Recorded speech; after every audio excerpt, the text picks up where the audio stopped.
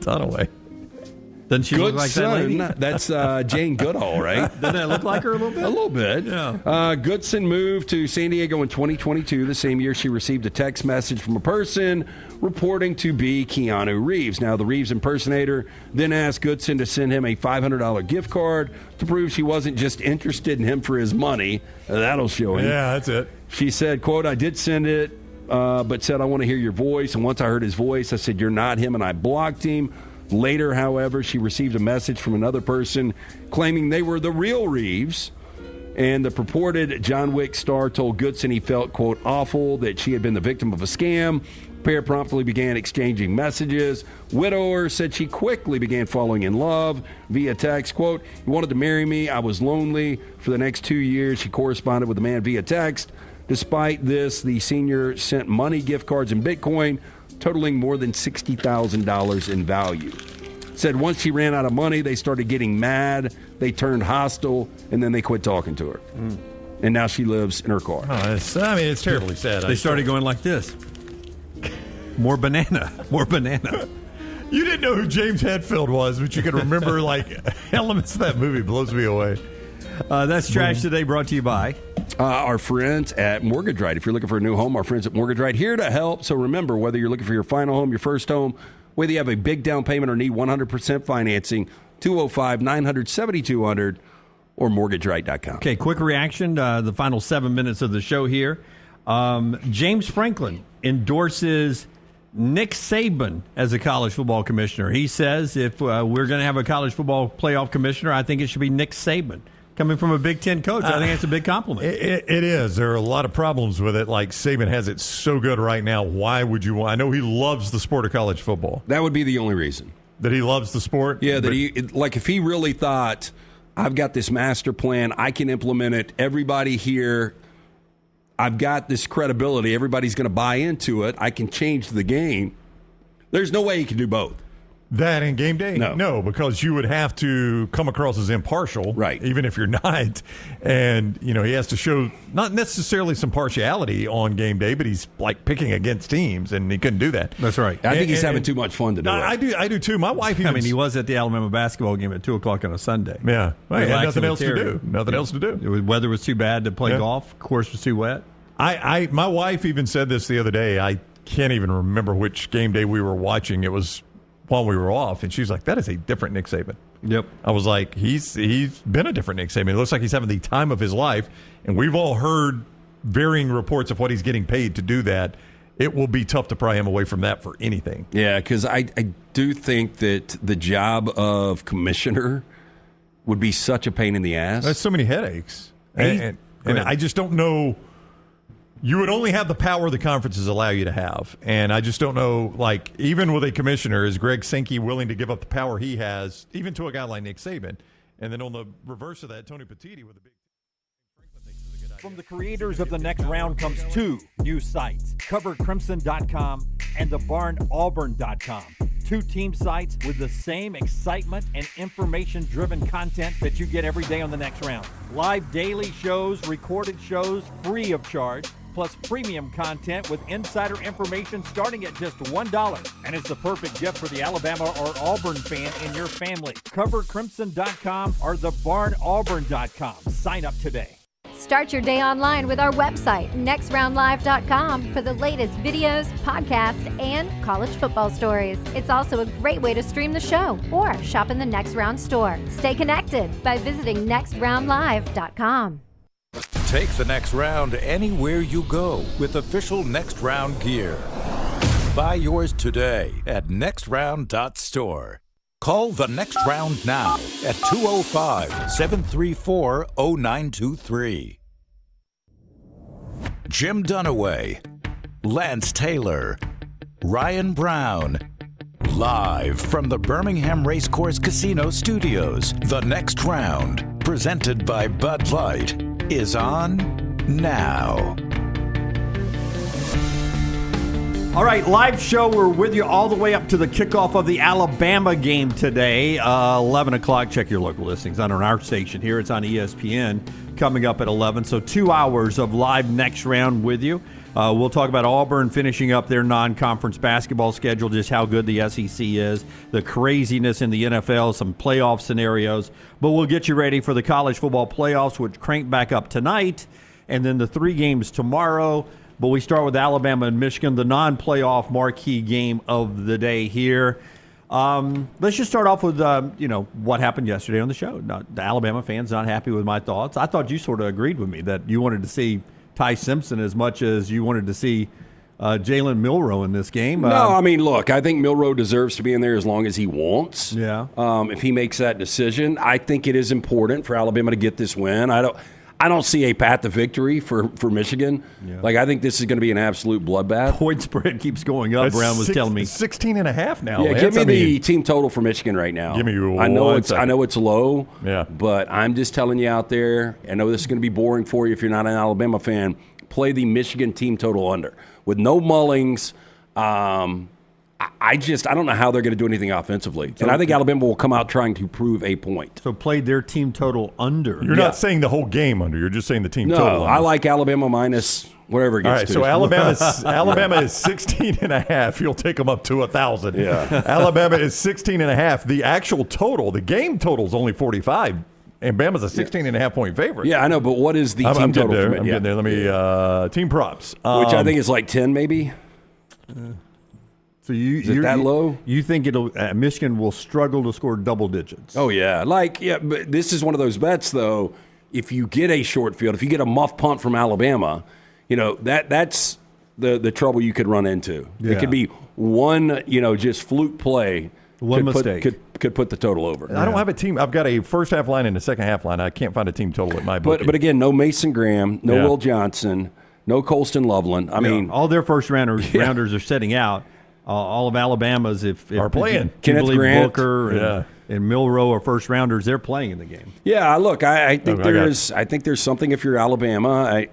I know that Alabama fans and other fans are probably like, this is an absolute joke that you're saying this because Alabama's used to winning championships. And what, a year ago today we were in the Rose Bowl, or a year ago tomorrow? We were. And Alabama was a play away from playing for a national championship and probably winning another one. But I think there is something about double-digit win seasons when you got a streak like that. And I think there is a big difference between 10-3 and 9-4 in year one and having a little momentum. Your team total for Michigan is over 13.5 minus 134, under 13.5 minus 103. So you say play that under 13.5. Yeah. Well, 13.5 sounds good because that not only is that double digits, but it's an extra field goal over that and 13.5. So. Yeah. Right, so, I mean, obviously, simple math, 2 touchdowns, 2 extra points beats you. But, boy, if you've watched Michigan this year, I know everybody is focused on that Ohio State game. Yeah. But Ohio State has a Michigan problem. They do. That was more about Ohio State, less about Michigan. Yeah. 13-10 was that game, right? So they didn't get 13.5 in that one, did they? I don't even remember what it was. It was actually Mullings was able to, do everything offensively for them. Yeah. The Alabama team total, for those wondering, is 30.5. So 30.5 to 13.5 are your team totals there. And Alabama's a 16.5 point favorite in this game. I mean, everything adds up to tell you that Alabama walks away with this, and this is not entertaining at all, unless you just want to see a bloodbath. Now, back to what I said yesterday. I just want to see Ty Simpson play. When Jalen Milroe is done, want to see Ty Simpson play. Alabama fans, at one point I texted Taylor last night, hundreds of replies. Here's some of them.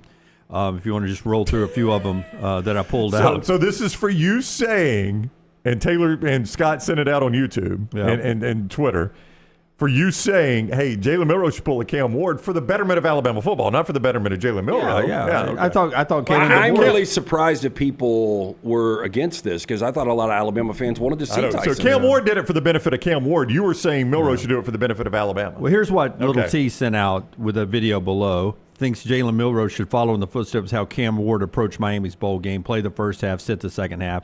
And then if you don't listen. Well, that's a controversial stance right there. Yeah. So you guys, this was kind of a setup. Well, Well, there was video with it. Yeah, what did the video say? The video was our discussion about, I want to see the future in the second half. Right. Blah, blah, blah. After you pay tribute to Jalen Milroe and those guys, I want to see. All right. So here's some of the responses. Yeah. We'll just roll through these. Perry B5855. Are you sure his name isn't Jim Dumaway? I am not certain that it's not. We've called that many times. Yeah. It's Auburn fans, it's Jim Dumaway. It's Bama fans that are Jim Dumaway. Auburn fans, it's Jim Bamaway. Bamaway. Yeah, enjoyed that somebody one. used to call you Jimmy Runaway for some reason. Yeah, T-Pace, what a complete moron you are. I'm not sure we can still call people that. What's wrong with moron? Yeah. Did y'all call for any other quarterback to opt out so Jalen could get his reps? Nope. You fans are becoming the dumbest people on the planet. Well, time out. Those games are in the actual college football playoff. I mean, you weren't going to pull Bryce Young to get Jalen reps. Well, Bryce did play Well, that I Sugar say Bowl. that. That's right. That is the Sugar Bowl. But he came out, and Milroe got a lot of playing time. Yeah, he was coming back the next year, though. Yeah. Who's next here? There's one that really hurt me. We'll get to that one.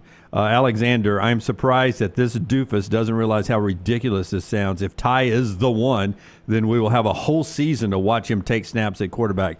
Michigan is a potentially dangerous matchup. LT? Nope. The only 16 and a half. The only time we should see Ty is if it's a blowout. Well, you will see Ty. Yeah. Oh, wow. Yeah, you will see Ty. Yeah. I mean, Lance is calling bloodbath. Chief running something. Player sit the game. Who cares what Dunaway thinks? Cam Ward was being selfish, and he was getting paid very well and quit on his team. So these people did not watch the video. Some of these people. Well, that guy did not because you said the exact same thing in that video. This guy might be related to you. Is he part Cherokee like you? Chief of Running Brook. Todd, has Jim Dunaway gone crazy? And we wondered. One people said, did Brown drop Dunaway on his head? There's times I would like to. Another one? Do we have one more? Oh, this is the one that hurt. This is the last one. The Shadow. Geez, Jim, your posts are sounding negative like Goodman's. Oh, he did the Joe Goodman on you? Yeah. Wow. I was like, oh, that one hurt. The Shadow knows where to cut me. AL.com. Hey, is that a gator or is that a fish? What is that? Scott says it's a fish. It's a fish. I couldn't tell either. Hey, I saw this TikTok last night. I'll see if I can pull it up in a break where a crocodile attacked these people in a boat. Have y'all seen that? No, but I saw the leopard jump in a window of a car. I got that one. I'll send it to Sky. It's crazy. I've got I guess it's AI of a bulldozer trying to save a deer being eaten by a massive anaconda. Have you seen that one? No, I don't want the AI bullshit. Me either. I don't like that stuff. Oh, but you're sure it's AI?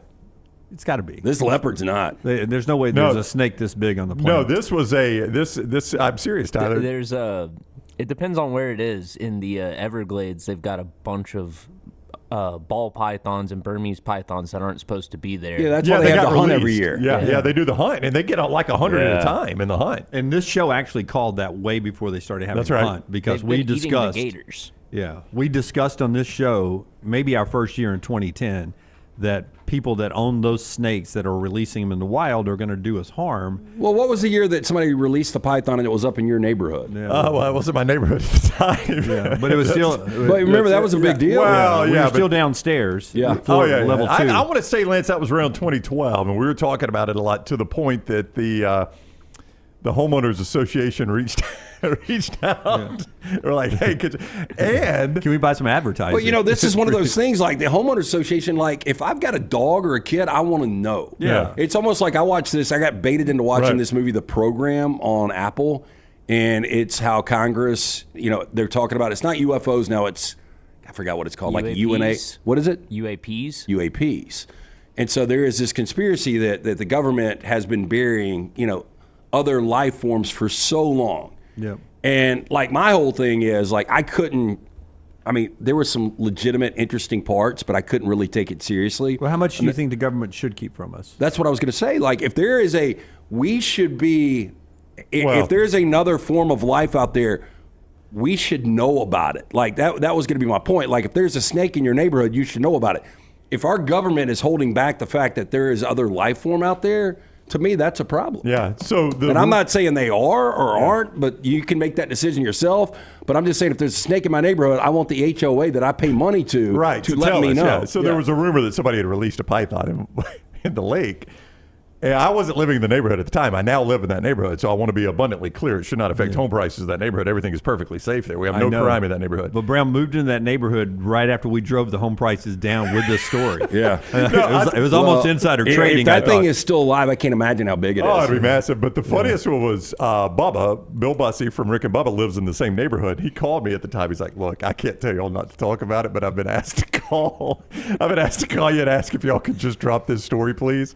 And I was like, Bubba, this has affected your whole price. And he's like, well, that's not why I'm calling, Brown. Yeah. I'm just calling. But don't you guys agree, like, those are certain things you should know? Well, our public should be aware. Like, you don't want people to go into a panic. But if there is a massive snake in your neighborhood and you've got to call, but if we announce, but that's not government. That's HOA. Like the HOA is not protecting national secrets that could get me killed. Right? They're my HOA. They should be 100% transparent. Yeah. But the government, there are certain things. Like for instance, there was January 21st. If Donald Trump sat down in the Oval Office and said, "Hey, it's my second time through this. I'm going to let you in a little secret I found out the first time, and we've never told you guys. We've had contact with other life forms since 1947. Okay, why would we have a panic? I don't know, but we would. We would. I don't know. We had a panic when I said Jalen Milroe should only play the first half. Okay. Well, with that said, I mean, it's not like War of the Worlds. You know, it's not like H.G. Wells and we're, people think we're under attack. Well, I would say this, that if we have only gone to the moon and they have come to us, then we're going to assume that technology-wise, they are a little ahead of us. So at that point, I'm going to feel like we, at best, are playing defense. Yeah, well, look, I would agree with that, and that's why I think it's weird, and like a lot of this stuff I don't believe. Tyler, have you watched it? I have not. It seems right up your alley. Have you seen the Bob Lazar documentary on Netflix? Is that the one with Manhattan? No, it is a guy who worked at Area 51. And I think he is interviewed in this, though. Okay. Yeah, but let me just say this, like for the drones. And that's where this whole thing's sparking up. Yeah, if the drones, like if they were in fact, if the United States thought that there was a terrorist sleeper cell that was planning an attack, the one thing I don't want my government doing is giving them a heads up that the drones are out looking for them. That's right. So, I mean, there's got to be a balance. I just don't know who gets to make that call on this is something the public doesn't need to know, this is something the public does need to know. Because when somebody's got that much power, that's too much power for one person to have. Yeah, but if the drone thing is terror-related, I think by now everybody's talking about it. Well, probably so. Maybe to the point that the terrorists are like, well, maybe they're not looking for us, right?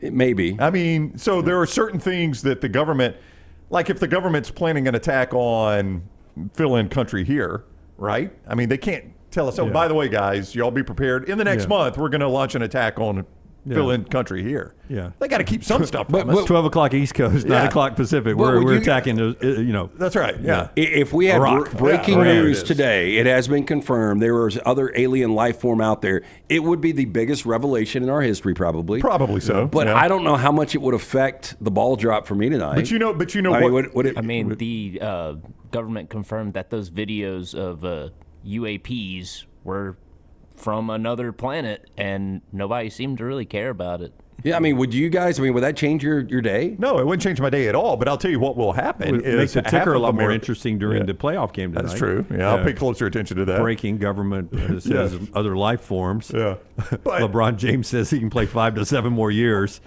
Not related. Half the people would be like, see, I told you that's what we've had, and the other half would be like, I don't believe it. The government's covering something up with this story. You're right. That's what would happen. Yep. It'd be the next cover. I have got to have a conversation with the alien to believe it exists. That's right. And then I wouldn't even believe it at that point. Yeah. Some people wouldn't. And with the ball drop tonight, Ryan Seacrest says, we talked to the aliens after the break. Yep. That's what he would do. All right, back to Alabama football after we tell you about a couple of our great sponsors. One of them is under this cool Johnny O.L.A. hat. It is Dr. B. That's a good-looking hat. Was that a Christmas gift? My kids gave it to me. I like that. It's a great-looking hat. Good-looking hat. Yeah. Dr. B, the absolute man. Again, if you're starting to thin out a little bit, 2025 can be the year you can maintain. You can regrow. For more than 20 years, women and men have turned to Dr. Beckenstein for a range of cosmetic and reconstructive procedures. He will use that experience, his advanced training, genetic testing to help his patients fully understand the procedures they are considering. Call Dr. B today, 205-319-0316. That's 205-319-0316, or T3hair.net. I do that non-invasive treatment 3 times a week, 30 minutes each time on the couch. Did it last night. Again, make the phone call today. Tell them the next round sent you. 205-319-0316. Listen, if you are tired of an outdated bath or shower, an outdated, not functional kitchen, maybe your master bedroom closet is just too crowded and it doesn't have the space and the design you need to call my man Brad Bell, aplusbathandkitchen.com, aplusbathandkitchen.com. 205-422-1758 is his number if you just want to fire him a text, but you can see more of his before and after. Scott's showing you the before and after of the bathroom in my house, the master bath. When it came time to redo the master bath after we got the python out of the neighborhood, my wife scoured the internet looking for the right person for the job, and she was like, listen, I think Brad Bell's the guy to go with. Boy, I'm glad we did. Great work that his crews did for us, and they can do the same for you. aplusbathandkitchen.com. The reason I mention master bath kitchen and master bedroom closets, that's his specialty. He can do anything, but that is his specialty. And you can see more at aplusbathandkitchen.com or give Brad a call, 205-422-1758. That's 205-422-1758, aplusbathandkitchen.com. All right, Kalen DeBoer asked yesterday about what we were talking about on the show yesterday. The draft-eligible players, the guys like Tyler Booker, who's likely off to the NFL, Jalen Milroe, who's likely off to the NFL. Are they expected to play the whole game? Here's Kalen DeBoer, head coach, Alabama. Jalen and all your draft-eligible guys, this is their game. They're expected to play the whole game and go the distance if they can, correct? Yeah, there's been no conversations or anything. I guess I'd be pretty surprised. I think they're here to win, to compete, to put the best product that we can put out there on the football field for 4 quarters and go out there and so I wouldn't expect something like that. But just that's the way these guys are. Jalen Milroe, as you alluded to, and the other guys, they're going to go out there just like they always have been and give everything they have, and they've shown that in practice. So I wouldn't expect anything different. Alex Scarborough, now with 24/7 on 3 Sports. Let me check. Just keep saying them. You'll get it right at some point. Yeah. Bama 24/7. Okay, 24/7. Yep. Writes about Jalen Milroe today. He wasn't perfect, but he was better than he got credit for and worthy of more respect than he was given. You can see his story on the Jalen Milroe legacy there in Bama 24/7, and there's a lot of truth to that. He wasn't perfect, but the guy led Alabama to the Rose Bowl playoffs last year against Michigan, won an SEC championship, has won a lot of football games, probably doesn't get enough credit for what he has done. So Jalen Milroe, Blake Sims. Better career at Alabama? Yeah, I mean. Go legacy. Legacy? I'd go Milroe. I would go Milroe. It's funny. Sims gets forgotten that when he finished, now, obviously, Alabama got elite at quarterback after he finished. Yeah. I don't think anybody would call Blake Sims an elite quarterback. He was a good quarterback. But he finished his career as Alabama's all-time single-season leading passer. Yeah. All-time single-season. And Alabama's single-season passing leader. Just by comparison, both won a SEC championship and both made it to a college football playoff and both lost in the first round of the college football playoff. To the eventual champion. To a Big Ten team. To eventual champion. Yeah, and that Ohio State, that was such a weird year. 2014, the first year of the 14 playoff. We were all in New Orleans. That was one of those games. I don't know about you guys. It felt like that was going to be the end of Florida State, which it was. Oregon absolutely destroyed them. And the next game was the Sugar Bowl. And I just felt like, with time to prepare for Cardale Jones, I didn't know how Alabama was going to lose that game. Me too. And the way they started off, I thought Alabama was about to kill them. And it was, who was the receiver? It was a 3rd and short. And if he makes that grab, they keep the drive going in the first half. And I think it was one of those pivotal plays. It was. Where it was a drop. You know what I'm talking about? Yeah, and Sims. It was a good receiver, too. Sims threw a really bad red zone pick, too, which I think might have been a pivotal play in that game for Bama. And I think Zeke Elliott broke one off the left tackle for 78 yards or something. That was when Bama, I think, was up 20-6 already or 21-6 or something. It felt like what we thought was going to happen was that Ohio State was overmatched. Alabama's just going to do what they do to everybody in these situations, and here comes another national championship. This one gets a little more complicated. He's a buddy of ours, but Jake Coker or Jalen Milroe. Well, Coker only played the 1 year. But he's a national champion. He is, and he played his best when it mattered the most. Yeah, that semifinal game, man. Yeah. Ooh, Yeah, against Michigan State. His 2 best games were in the playoffs. Yeah. And well, Clemson. I mean, no disrespect to Jake, but Michigan State, mean, the defense could have They won were that overmatched. game. Yeah, he only needed a field goal to win that That game. was yeah. it. But the Clemson game was a game where Alabama couldn't miss a possession. Yeah. I mean, that was a track meet. Yeah. And he played fantastic at that game. Yeah. Here's Kalen DeBoer, more from yesterday's news conference leading into this morning's game on the opportunities that are there. I mean, the portal has opened up the door for more playing time for some of the guys on the depth chart, and here's Kalen DeBoer talking about that opportunity. Yeah, I think every guy it's an opportunity, right? There's some opportunities that some new faces are going to get. Maybe they've had roles, but their roles are upticked a little bit, just as far as the reps they may get. It might be special teams, it might be offense, defense. So I think, this game, the whole purpose, though, is still go out here and go find a way to win, And so that's the priority. And along with it, just because there is movement, as you mentioned, with the portal, new guys are getting upgraded roles, more opportunities, and they're looking forward to taking advantage of it. And again, I think as you're kind of alluding to, it does help you kind of move forward into spring practice, which will just be right around the corner here before you know it. Yeah, the old coaching calendar. It does turn quickly into spring practice and those 15 practices there. So LT will tell us, we got more football to get to. He'll tell us about Lance's lock and today's games and the playoffs for tomorrow. But one more thing, you've talked about motivation for this Alabama win today against Michigan if they can pull it off. Here's Kane Womack, cut number 6, Tyler, if you will, the defensive coordinator. He got asked about that too. Motivation that the coaches are selling for a non-playoff win for Alabama. Here's the DC. This is, number of reasons, right? There's plenty of motivations, getting 10 wins as a team, and the what we've been able to do in the record of having that for 16 straight years.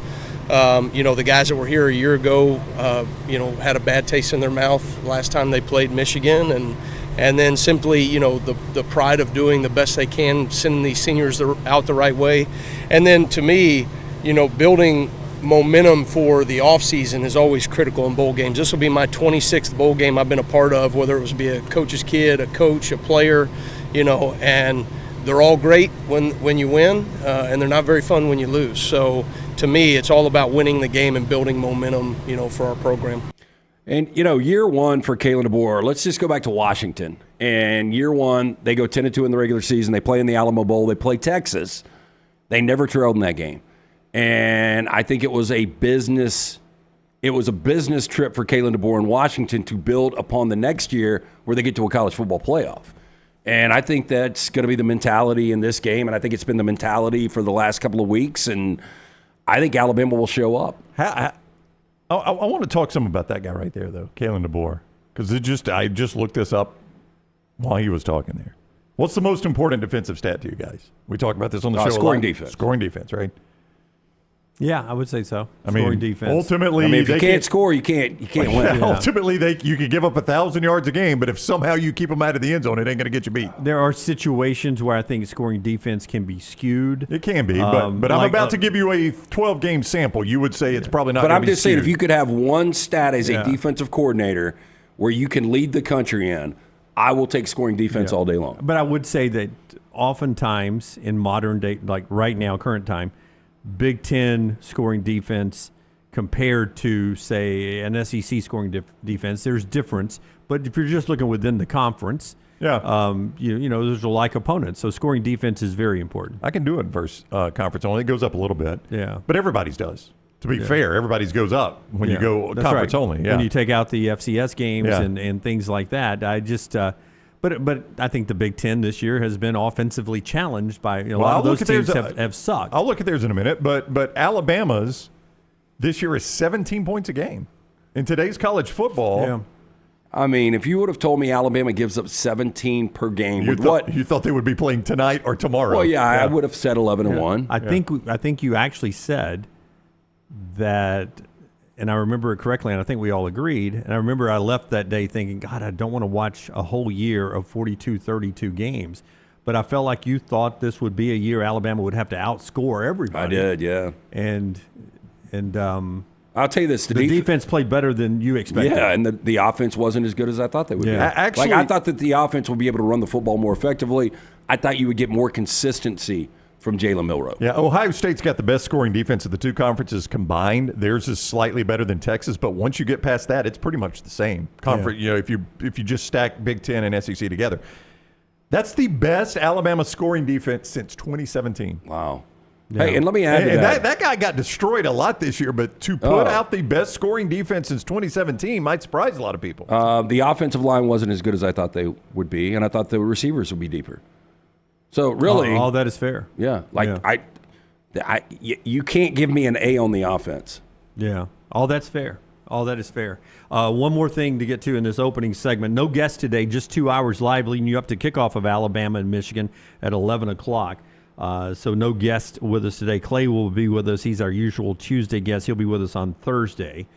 Show being brought to you by the guys who bring us Lance's Lock every day, lanceslock.com. That's our friends at Hemp Hill.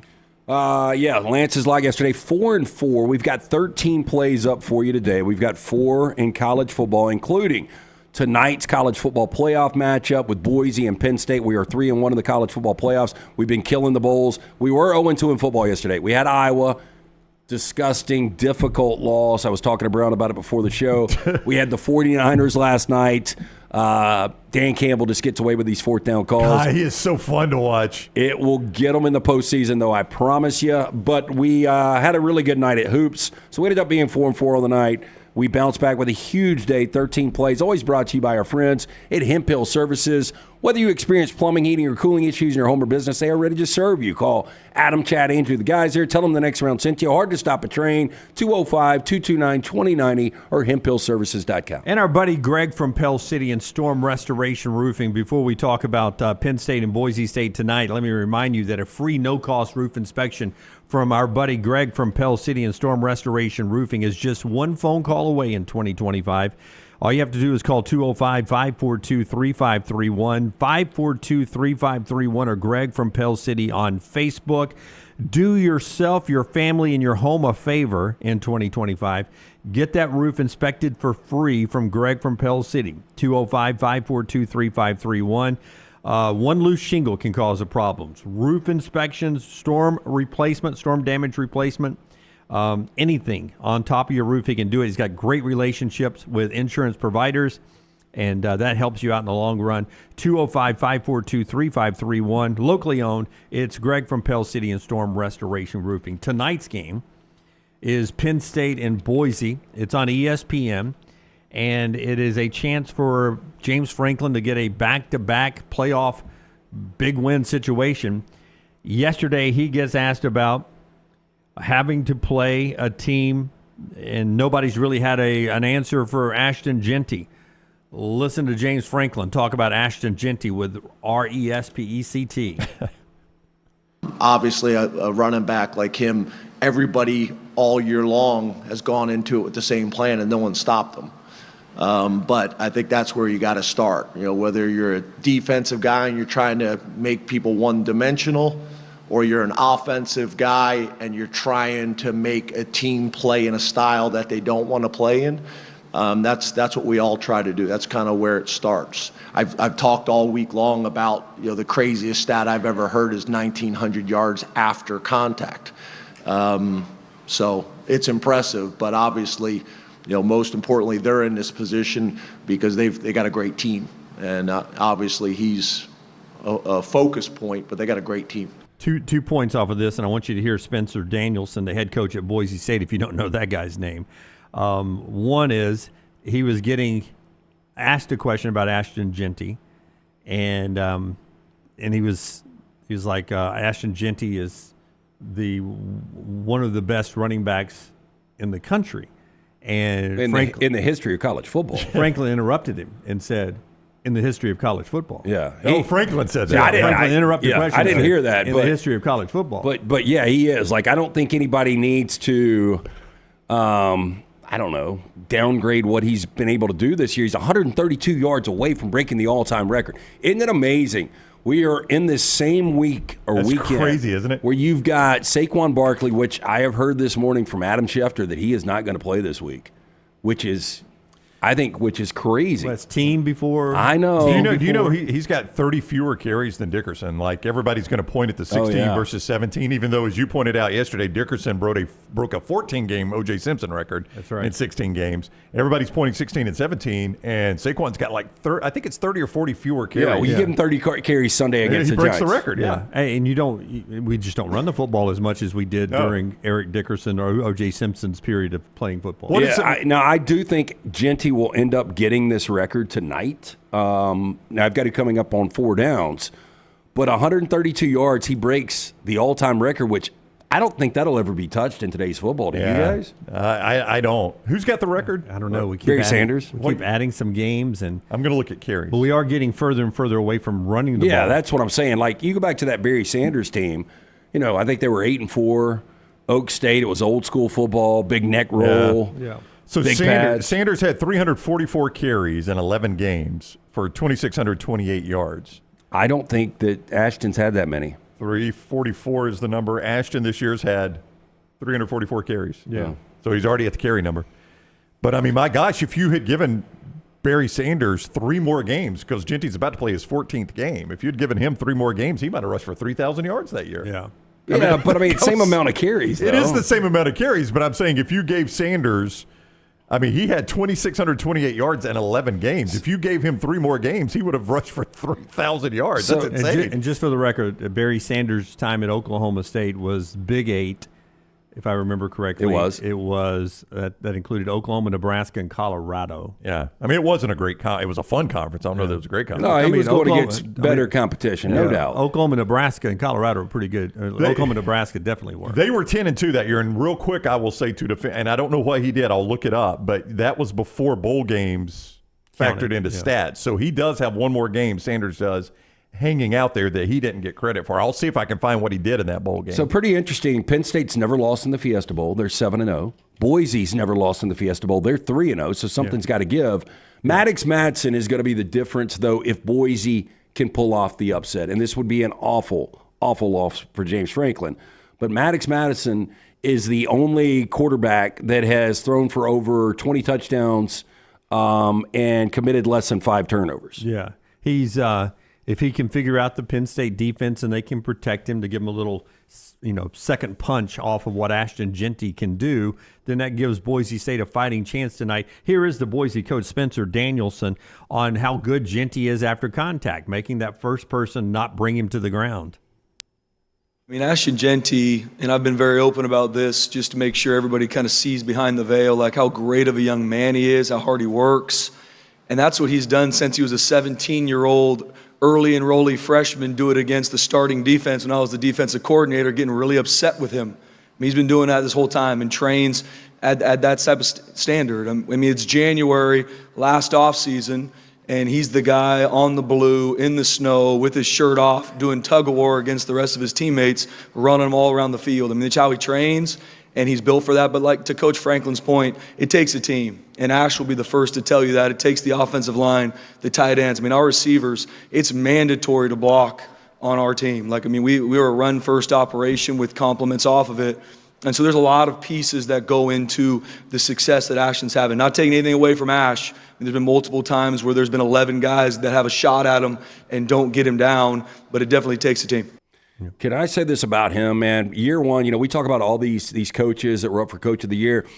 We've seen Boise in this situation kind of before, and I think that's one of the reasons that, we're not giving him the credit he deserves. But in year one, he has done an incredible job, and the more I learn about him, the more I like this guy.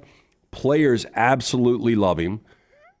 Can we say this is the biggest game in Boise State history as well? It is. To your point, though, just in this bowl game, Penn State's national championship in 1986 was this bowl game, and Boise State's greatest moment in program history. I think they had better teams, but when they beat Oklahoma, it was in this bowl game, the Fiesta Bowl. Yeah. It was actually in the stadium. Was it not? Didn't they have? I had gone to bed, and you missed the end of that game. There were people still in my basement watching. Oh my God! Yeah. How did you go to stays bed? at somebody's house when the host goes to bed? C-Stu was there. Oh, he was staying at the house. Yeah, C-Stu. There was a couple of people there. Okay. But was it not like a 4th and 15 that they had to convert with a hook and ladder? Hook and ladder. Yeah. They did that. And then ran the Statue of Liberty. The Statue of Liberty on a 2-point play. And then a kid proposed to his wife. Yeah, after, Ian Johnson. After Chris Myers let the cat out of the bag, remember? He jacked it up by saying, you want to propose to her, right? Yeah, or something like that. He's like, Ed, you've got something you need to say to your girlfriend. No, he said, you want to propose to her now, right? And they're like, yeah. Okay, I guess I will. But they did an update this week going into this game, back at this place. They're still married. Well, I hope so. I mean, that's 2007, Brown. I would say the odds are 50-50. It's generally 50-50. Yeah. But they're not still married. I bet if you propose to your wife after scoring the game-winning touchdown in a bowl game, it's probably higher than 50%. Right now it's 100%. 100%. We could get him on the show today if you guys wanted. I mean, if he can come on. Ian Johnson, I mean, he does sports talk up in hour and a Boise. half. I bet we can't do it in an hour and a half. I'm betting against you. I think I can do it. Okay, fire away. I mean, if he wants to come on, he can come on. I'll do anything. Brownie, tell us about MyBookie. We'll take our first break of the show here. 2 hours today leading into the Alabama kickoff, mybookie.ag. Yeah, we were giving you some point spreads earlier, and also some first half lines and game lines and things like that. Alabama up to a 16.5-point favorite over the Michigan Wolverines right there at mybookie.ag. Other SEC games today, South Carolina 9-point favorite at playing against Illinois. LSU, a 3.5-point dog as they face Baylor. In the college football playoff, Penn State still holding its 11-point favorite in the Fiesta. Texas still holding its 12.5-point favorite in the Peach. Ohio State holding as a 2-point favorite in the Rose. And Georgia down to a 1-point favorite in the Sugar. That has dropped a little bit. Maybe Lance could tell us why. Coming up a little bit later on. You can play all those games at mybookie.ag. Code next round in the sportsbook. That's a 50% deposit bonus. You make your deposit. They give you a 50% bonus up to $1,000. Up to $1,000. That's with code next round. If you want to get the casino bonus, code TNR Casino gets you a 300% bonus up to $2,000. So 50% in the sports book, 300% in the casino. That's mybookie.ag. Code next round for the sports book. Code TNR Casino for the casino. Bet anything, anytime, anywhere with mybookie.ag. Call the next round now at 205-734-0923. Bright Bank, member FDIC, equal housing lender. Hey, Lance Taylor from the next round to tell you about one of our favorite places for breakfast, lunch, and dinner. That is Hamburger Heaven since 1982. Hamburger Heaven has been serving Birmingham's best hamburgers, cheeseburgers, French fries, hand-spun milkshakes, and sandwiches made fresh to order. All of their ingredients are fresh and prepared daily. This includes their beef, always fresh, never frozen, hand-pattied each and every day. For breakfast, lunch, or dinner, visit any of the 4 locations, Highway 280, Irondale, Gardendale, and Homewood. Twin Peaks is the best in the game. Here, you're in the red zone for every college rivalry and divisional matchup all season long. I mean, where else are the scenic views as good as your view of the game? Only at Twin Peaks, the #1 sports bar. Happy football season. At the next round, we strive to make our loyal listeners feel like they're a part of the action all season long. My name is Emily Grace McWhorter, and I do that by bringing you along for any given Saturday in Auburn or Tuscaloosa. From pregame warm-ups, touchdowns that make you feel a part of the play, and everything in between, our goal is to make you feel like you're inside Bryant Denny or Jordan Hare. Follow along on our social media at Next Round Live on Instagram, X, and Facebook. Also, check out thebarnauburn.com and covercrimson.com while you're at it. Here's to fall Saturdays. From the creators of The Next Round comes 2 new sites, covercrimson.com and thebarnauburn.com. 2 team sites with the same excitement and information-driven content that you get every day on The Next Round. Live daily shows, recorded shows, free of charge, plus premium content with insider information starting at just $1. And it's the perfect gift for the Alabama or Auburn fan in your family. Covercrimson.com or thebarnauburn.com. Sign up today.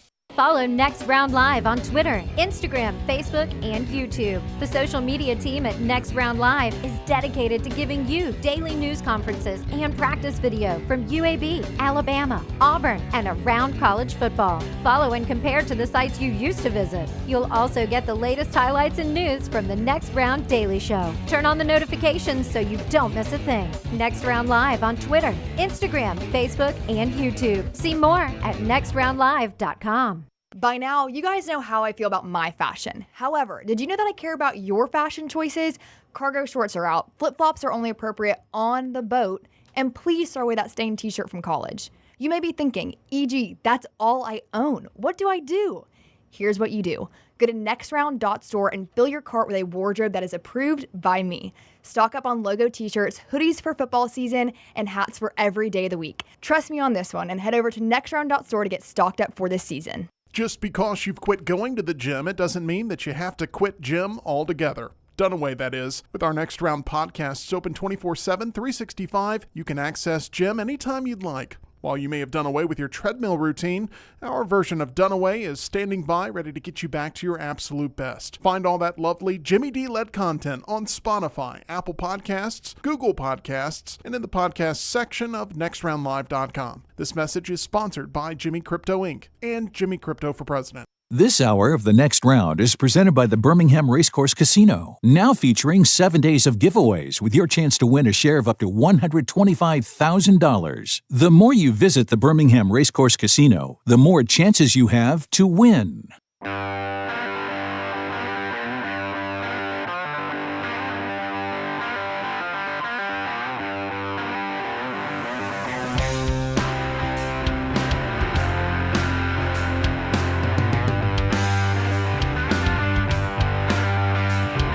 Back with you on the next round as we roll on. Brown and LT and I were talking before the show just about this SEC basketball. Auburn beat Monmouth last night, 87-58, to wrap up an unbelievable pre-conference, toughest schedule in Auburn history. They go in 12-1 into conference play. Their only loss was close one on Duke's home floor at Cameron Indoor. So you cannot check many more boxes than Auburn checked in the preseason. Bruce Pearl, by the way, 212 wins at Auburn. If he wins Saturday at home against Missouri, he ties Joel Eves as the winningest coach in Auburn basketball history. Guy's name's on the arena, the old arena. The old arena. By this time next week, Bruce Pearl could be the winningest coach, technically by this time next Thursday, Bruce Pearl could be the winningest coach in Auburn basketball history. This is not a surprise to me, though. Is it a surprise to you? I'm surprised he hasn't already been that, to be honest with you. It just seems like I know he's been there a long time now, but it doesn't seem like he's been there that long. Yeah, I see what you're saying. Yeah, but at the same time, can you line up a bunch of great coaches? No, I would have said Sonny Smith, and that would have been it. What's the guy? Cliff Ellis. Those have been the two I would have Cliff Dweller? Yeah. But Cliff had what? One great year? He had a couple, he had two a couple good years and a great year, yeah. I mean, it's pretty rare, I would say, in sports that you are watching a team that you know for a fact you're watching the best coach they've ever had. That's right. Like, you didn't even know that with Nick Saban the whole time he was at Alabama, because there was always going to be the comparison to Bear Bryant, and at some point, in my opinion, Saban passed Bryant. There are some people, especially old school people, that will disagree with that, but whatever. Yeah. Oh, I don't think anybody disagrees now, do you? I don't know. I mean, I'm sure there's some old dyed-in-the-wool Bryant guys that would disagree, but it's probably... That turned pretty quick, though. Yeah. I always point out that, Alabama's 6 national championships under Nick Saban, none of them are split. Yeah. With Bear Bryant, 78, 73, maybe another one is split national championship. So just the way we used to do things. But aside from that, it's obvious at Auburn you're watching the best coach in Auburn basketball history. I don't know anybody that would even propose an argument otherwise. Like for Sonny, as much as I love Sonny, Cliff Ellis. Well, I think Georgia's got that right now with Kirby. Joel Eves. Well, I was going to say, I think that's the only guy, when you look at the 8 teams in the playoffs, when you look at these programs, the only one you can look at and be like, Georgia's got their guy. 100% their best coach of all time, Kirby Smart. I would agree with you on that. I mean, Vince Dooley did a lot. Yeah, but he didn't win 2 national championships. Yeah, won one. Played for a couple others. But really good. But I think right now, you 100% have it at Auburn. And if people haven't come around yet, I think they will on Alabama, too, that you've got it at Alabama. Oh, you've got it at Alabama. I think there are probably still some that'll say Wimp or CM Newton.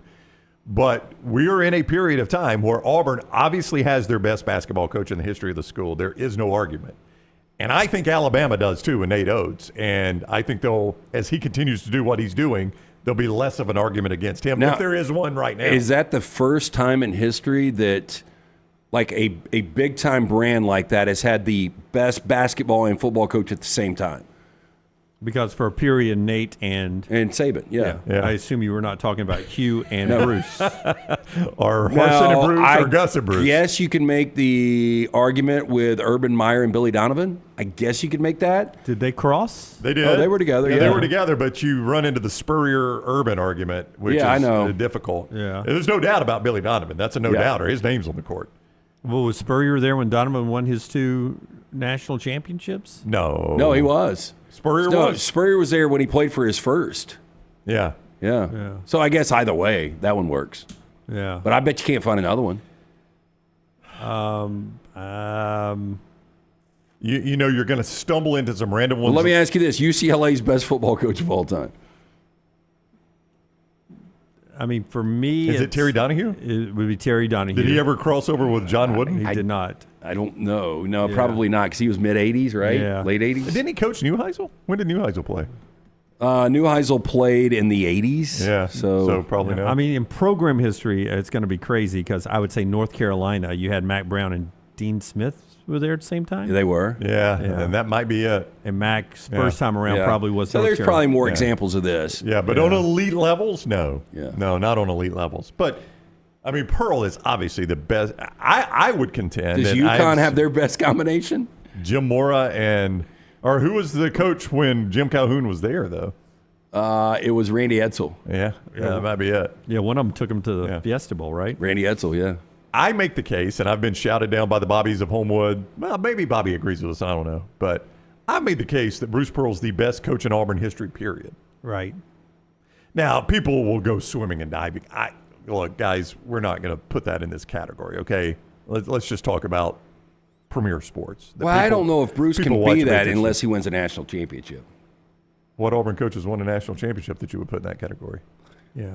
That's a good point because we're not going to do Gene Chizik. Pat Dye's 83 team probably should have been a national champion. But they weren't, and Bruce Pearl has been to the Final Four. Pat Dye was short-lived as the coach. Should have been many more years at Auburn.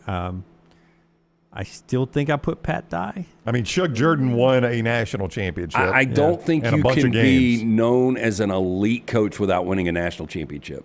Yeah. I don't know. Maybe not. Maybe you guys don't agree with that. But, I mean, when I look at elite coaches, and I think Bruce is incredible. I think he's one of the best out there right now. But when it's all said and done, if he doesn't win a national championship, it's going to be hard to say he's one of the greatest coaches of all time. In all caps, Landmine Believer in the MyBookie.ag chat room says, in Auburn athletics history, ? Guys, he took over the worst program in the SEC. Yep. Auburn basketball was the worst program in the SEC. Argument? Nope. I mean, Ole Miss is close, but I think Ole Miss had a better program than Auburn. I think Georgia's been to a Final Four. Yeah, but I'm just saying. But how many years are we talking about Pearl now? Has it been 9? Is it 10? It's a decade, yeah. It's a decade. I mean, what year was he doing our show when he got the job? So I would just ask you guys, outside of that crazy run in 2018, postseason-wise. Well, no, postseason has been an Achilles heel for him. Yeah. I don't disagree, but keep in mind, he has been to more postseasons himself than the rest of Auburn basketball history combined. There is no doubt he's the greatest Auburn basketball coach of all time. But it's why I say he's the greatest Auburn coach of all time, period, because he took over. Pat Dye did not have to take over the worst Who football was the horse program. lady we had on? I don't know. I'm not going to talk about horses and swimming and diving. Yeah, I'm just saying where he took over Auburn basketball to have them constantly in the top 10 and approaching number 1 and I got to go back to the 90s. Who was the baseball coach? Hal Baird? Hal Baird was a fantastic coach. Took him to Omaha. I think I would go Hal Baird now. That's a good program, though. A lot of people have won in that program. It's one of those great discussions in this spring and summertime that we put a pin in it. We'll come back to it. I just, for me, Pat Dye was Neil Armstrong. He landed on the moon for Auburn and brought Auburn athletics to modern day. Well, then, and they built on Pat Dye and what he was able to do at Auburn into what they are now. Well, then Bruce Pearl landed on Mars because Auburn basketball was atrocious when he took it over. I'm just saying the whole athletic department, Pat Dye, changed it when he took the job at Auburn and stopped playing in Birmingham and did all that, built up Jordan Hare Stadium into what it became in the 80s. And Pat Dye did a lot for him. But anyway, didn't want to get into all that. What I wanted to bring up was this weekend, first SEC weekend.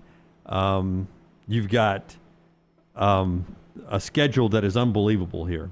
And every night's going to be like this. But you have, just using yesterday's AP poll, which, by the way, 7 of the top 13 are from the SEC, 10 of the top 25 from the SEC. If you use the net top 50 in the NCAA ranking that they use for the tournament, 14 of the 16 teams in the SEC are in the top 50. LSU is 53 just outside of that. South Carolina is 88. So it's going to get these matchups all year. But using just the net rankings, number 4 Florida plays number 22 Kentucky on Saturday. You have number 40 Arkansas playing against number 2 Tennessee. You have number 33 Texas playing against number 20 Texas A&M. You have Missouri at 50 playing number 1 Auburn. You have Oklahoma at 41 playing against number 8 Alabama.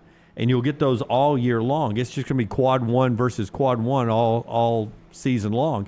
Exciting time in basketball starting this Saturday. Oh, look, this is the time of year I really make the transition to basketball. I don't know about you guys. I know you're a little bit ahead of it. Brown, I don't know about you. Yeah, I'll start watching more of it now. Yeah, but I am excited about what we've got in the SEC this year. I think it's going to be an incredible regular season. It's crazy when you look at the schedule, and I looked at it this morning just to see the start times. Like, I knew pretty much the matchups, just to see the start times. There are 16 teams playing this weekend, and the worst record is 10-3. I mean, that's just baffling to think about. Back to the college football playoffs and what we've got happening tonight and tomorrow, right after we remind you of a couple of our great sponsors. One of them is our friends at JohnstonRVCenter.com. I-65 exit 304 in Coleman, 334 in Decatur, as the calendar will flip sometime around midnight tonight. We'll be in 2025. And what that means, early in 2025, you got show season. So they've got to get rid of the 2024s because they got 2025s coming in for the show. How about the Shasta 16RE, just $149 a month, lightweight? How about the Avenger 29 QBS? You could sleep up to 10. It's much larger, $279 a month. Both those with approved credit. Lifetime warranty on every single thing that is new or qualifying pre-owned at JohnstonRVCenter.com. And our friends at New Life Art, our friend Daniel A. Moore and his great paintings can celebrate all great moments in Alabama sports history. Great Alabama football moments. Just go to DanielMooreArt.com, DanielMooreArt.com, and check out The Legend, a tribute to Coach Nick Saban and his 6 national championship seasons. You can order there now. Also, that 2025 calendar, still a few of those left. Coupon code TNR to get you 20% off. And all the other great works right there, DanielMooreArt.com, DanielMooreArt.com. for a unbelievable selection of Alabama sports memorabilia there. All right, back to the playoff games happening this weekend and tonight. You get Penn State and Boise tonight. Tomorrow morning at 11, Texas and Arizona State. Cam Skattebo says that yesterday, nobody can stop me in the media day. This is the quote, "There's nobody out there that can stop me." Here is his coach, Kenny Dillingham, on defending Cam Skattebo's confidence in making that kind of comment. I think if you're not confident, right, so everybody's different. I think sometimes people want to put personalities in a bubble, what you're supposed to say, what you're not supposed to say. Make sure you say this. And everybody wants to just almost take personalities and force them into what it should look like. I couldn't disagree more with that. I want our guys to be themselves. That's it. If what makes you play better and what you feel is you got to express it, express it. If you're a guy who wants to be humble and I'm just about the work and that's your personality, then that's you. There's so many ways to be successful. You're not going to please everybody. So why don't you just be yourself? And you'll please the people who naturally like you. And you won't please the people who naturally don't. Instead of living in this middle ground of you're just kind of there. I just want our guys to be themselves. That's it. And if that's through a lot of confidence and that's what our guys believe in, then I'm all about it. Okay, there's a modern-day coach who doesn't mind that, and I'm telling you, they've got to have that attitude to get where they got this year and to win this game. They ain't winning this game. Skattebo can't – look, he's been fantastic. If Jordan Tyson was still healthy, and he is an elite receiver, then you would have a little more balance. Sam Levitt has already come out and said, I'm the best quarterback in the game. I mean, they're taking this from every angle, and I don't think what they realize is this might be the best defense in all of college football. They're coming in 24 days rest. They're going against a defense that has 29 takeaways. Texas's defense is just lights out. I think Texas is going to walk them off the field. Let's not forget, Texas has 311 more program wins than Arizona State. I mean, this is one of the absolute mismatches when it comes to postseason college football. Yeah. Which is weird because you're talking about a top 4 seed, and we're talking about what a big mismatch this is. A team that had a bye. It is just so strange they were living in this world where these two bye teams they're such big underdogs. But that, when we talked about scoring defense earlier, and I gave you those numbers for Kane Womack in Alabama, the number 1 team in the conference is Texas. They've only given up 13 points a game. I don't know how Arizona State creates points in this game. I know Skattebo's a good running back. I know Levitt's a good quarterback. I just think Texas is going to be able to make them one-dimensional. I don't think Skattebo can run. But I think on the other side, I don't think this Arizona State defense is very good. They've won 6 consecutive games. They're playing with a ton of confidence. They've started the last couple of weeks of the regular season blowing opponents out. But I think this is a situation where Quinn Ewers is getting healthier. You look at what Wisner and Blue were able to do running the football last week against Clemson. I think it's going to be much more of the same. I think Ewers is going to have opportunities. Isaiah Bond's coming back in this game. So you're getting healthier with weapons for Steve Sarkisian. I just, I don't want to say it's a name that kind of, name your score kind of day, but I do think Texas is easily taking care of business here. Two notes on both tonight's game and that game with the underdogs. Boise's got to be so good on the perimeter with that running attack of Penn State, tackling. And for me, I think it's pressure on Quinn Ewers. I was reading, I think it was The Athletic, who did some anonymous coaches' comments from the SEC, and they said Quinn Ewers, when you pressure him, when he is not elite is when he has to improvise, when he has to move out of the pocket, when he has to, make a play happen. What Johnny Manziel was so good at, what Cam Newton was so good at, what Jalen Milroe is actually so good at, improvising, getting out of the pocket and either running or throwing off platform. That's where Quinn Ewers can make mistakes. And they've got to somehow get Quinn Ewers out of the pocket and improvising. But when Blue and Wisner are running like this, then, you really don't have to worry about that. It takes a lot of pressure off Ewers, and then Ewers can pick his spots to take those shots. Double-digit favorites in college football playoff postseason games are 9-0 all times. They're 7-2 against the number. So a double-digit favorite has never lost one of these games straight up. We've got one tonight, got one tomorrow. Got one tomorrow morning. So you sound like you're setting the table for me to say that you're not going to like it. That the Rose Bowl and the Sugar Bowl are going to be the only good games we got. Yes. Yeah. At least those are back-to-back. Yeah. It's 2 late games. If you told me, though, that this game has the rushing numbers that Texas-Clemson had, I'd believe you, even with Skattebo. Like, if you told me it's 270 to 70 rush yards, I'd believe you. Oh, look, I mean, Texas right now, they're just like, you know what we got to do? This Sam Levitt kid, he's talking all this stuff. That's fine. Let him have it. But yeah, Skattebo is the guy that we absolutely have to cut the head off the snake. That's right. And if they do that, they feed off of him. When he gets going, then they start churning. Yeah, and look, and I don't know about you guys. I know Brown. Once we get to like the Final Four, you don't want to see. I want all blue bloods in my Final Four, or at least power programs. I mean, but tonight, are you pulling for Boise? Are you pulling for Penn State? I don't like Franklin and Penn State. I think I'm pulling for Boise, actually. It's not going to matter. It's either one of those two. Do you think the majority of people, if you don't have skin in the game, if you aren't laying the 11.5, if you're not taking the 11.5, you're just sitting back as a college football fan, do you think you're pulling for the underdog? I think. I really just want good games. Just want good games. I really don't care which one wins. Yeah, and I'm afraid those first two we've talked about. We'll talk about the other two in the final hour of the show. Those first two LT is setting up, and I think we all agree the possibility is there. The teams that shouldn't have got the buys, shouldn't be playing in this round, are now going to make this round a little less quality than they could be because you don't have They shouldn't be here. They should have lost in the first round. Well, think about this. So now that Detroit won last night, it didn't really matter. So the winner of Detroit, Minnesota, or I should say the loser. Yeah, this is to the NFL now. Is going to be 14-3, and if Scotty's Falcons win and your Tampa Bay Bucks lose, that means the 9-8 Falcons will host a 14-3. That's team. no deal, by the way. You don't want that. That's crazy. I know. Even if we win, we're hosting that team. And it's a, tremendous home underdog at that point. Yeah, I mean, what is the point spread? So let's just say that Detroit wins at home. Yeah. Minnesota at Tampa. I think Minnesota's only 3.5. Oh, really? Yeah. That low? Yeah, Minnesota's the team we want to play, right?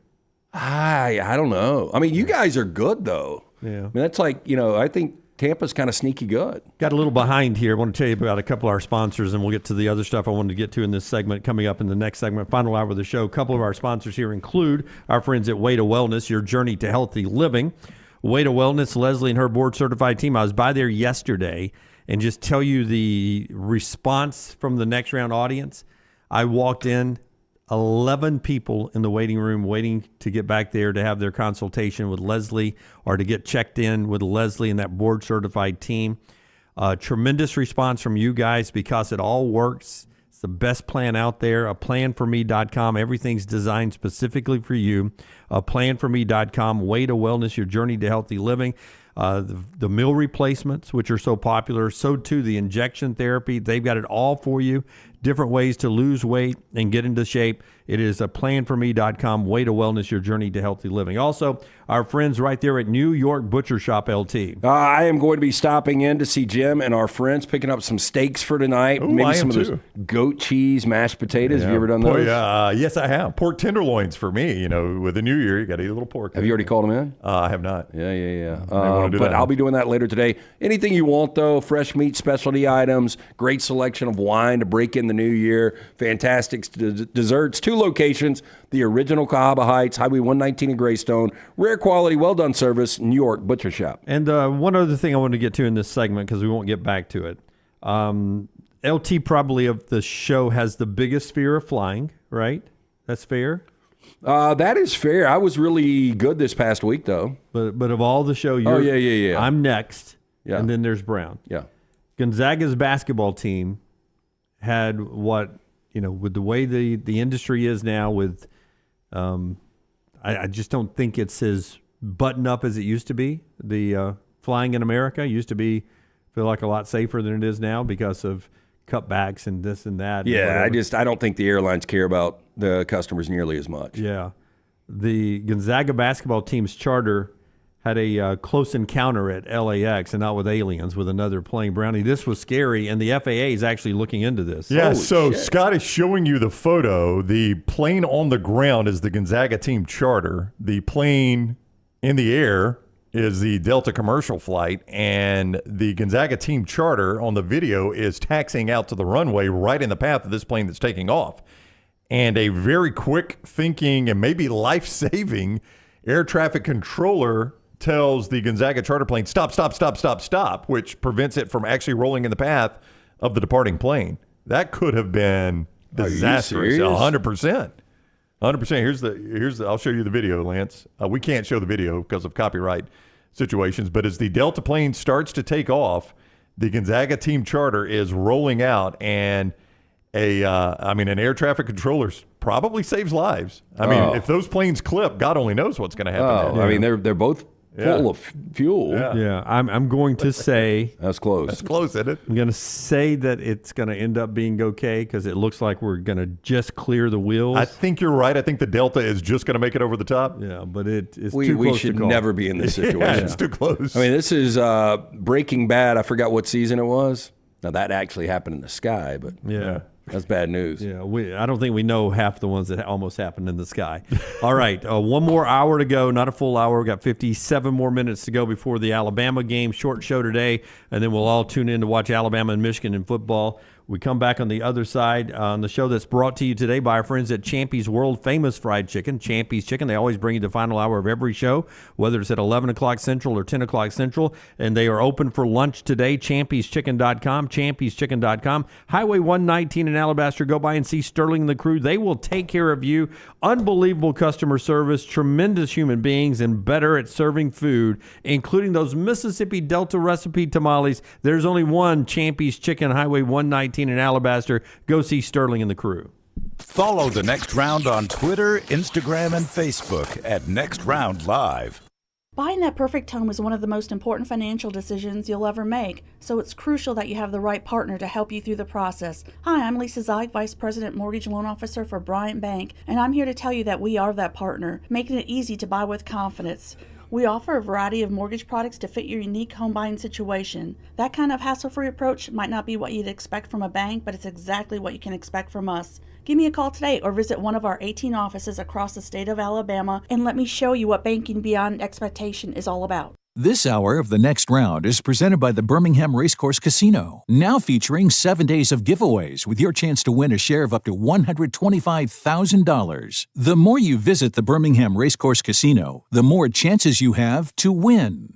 Twin Peaks is the best in the game. Here, you're in the red zone for every college rivalry and divisional matchup all season long. On game day, you never have to decide which teams to watch, only what combination of bites, burgers, wings, and more to order. Plus, where else are your favorite draft beers always poured at a frozen 29 degrees? Only at Twin Peaks, the #1 sports bar. Stick around after the sun sets. Twin Peaks is open really late. Wind down with bourbon and late night bites. Only at Twin Peaks. Hey, there's nothing worse than waking up to a plumbing problem. Don't get caught in a flooded house. Call the guys at Hemphill Services. Adam, Chad, and the team at Hemphill are the only ones I trust to fix it and fix it right the first time. Hemphill Services does it right and always at a fair price. For all of your plumbing, cooling, and heating needs, trust the name that Birmingham has trusted since 1954. That is Hemphill Services. Call now, 205-229-2090. That's 205-229-2090. From the creators of The Next Round comes two new sites, CoverCrimson.com and TheBarnAuburn.com. Two team sites with the same excitement and information-driven content that you get every day on The Next Round. Live daily shows, recorded shows, free of charge, plus premium content with insider information starting at just $1. And it's the perfect gift for the Alabama or Auburn fan in your family. CoverCrimson.com or TheBarnAuburn.com. Sign up today. Happy football season. At the Next Round, we strive to make our loyal listeners feel like they're a part of the action all season long. My name is Emily Grace McWhorter, and I do that by bringing you along for any given Saturday in Auburn or Tuscaloosa. From pregame warm-ups, touchdowns that make you feel a part of the play, and everything in between, our goal is to make you feel like you're inside Bryant Denny or Jordan Hare. Follow along on our social media at Next Round Live on Instagram, X, and Facebook. Also, check out TheBarnAuburn.com and CoverCrimson.com while you're at it. Here's to fall Saturdays.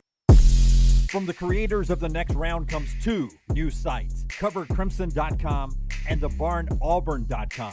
Two team sites with the same excitement and information-driven content that you get every day on The Next Round. Live daily shows, recorded shows, free of charge, plus premium content with insider information starting at just $1. And it's the perfect gift for the Alabama or Auburn fan in your family. CoverCrimson.com or TheBarnAuburn.com. Sign up today.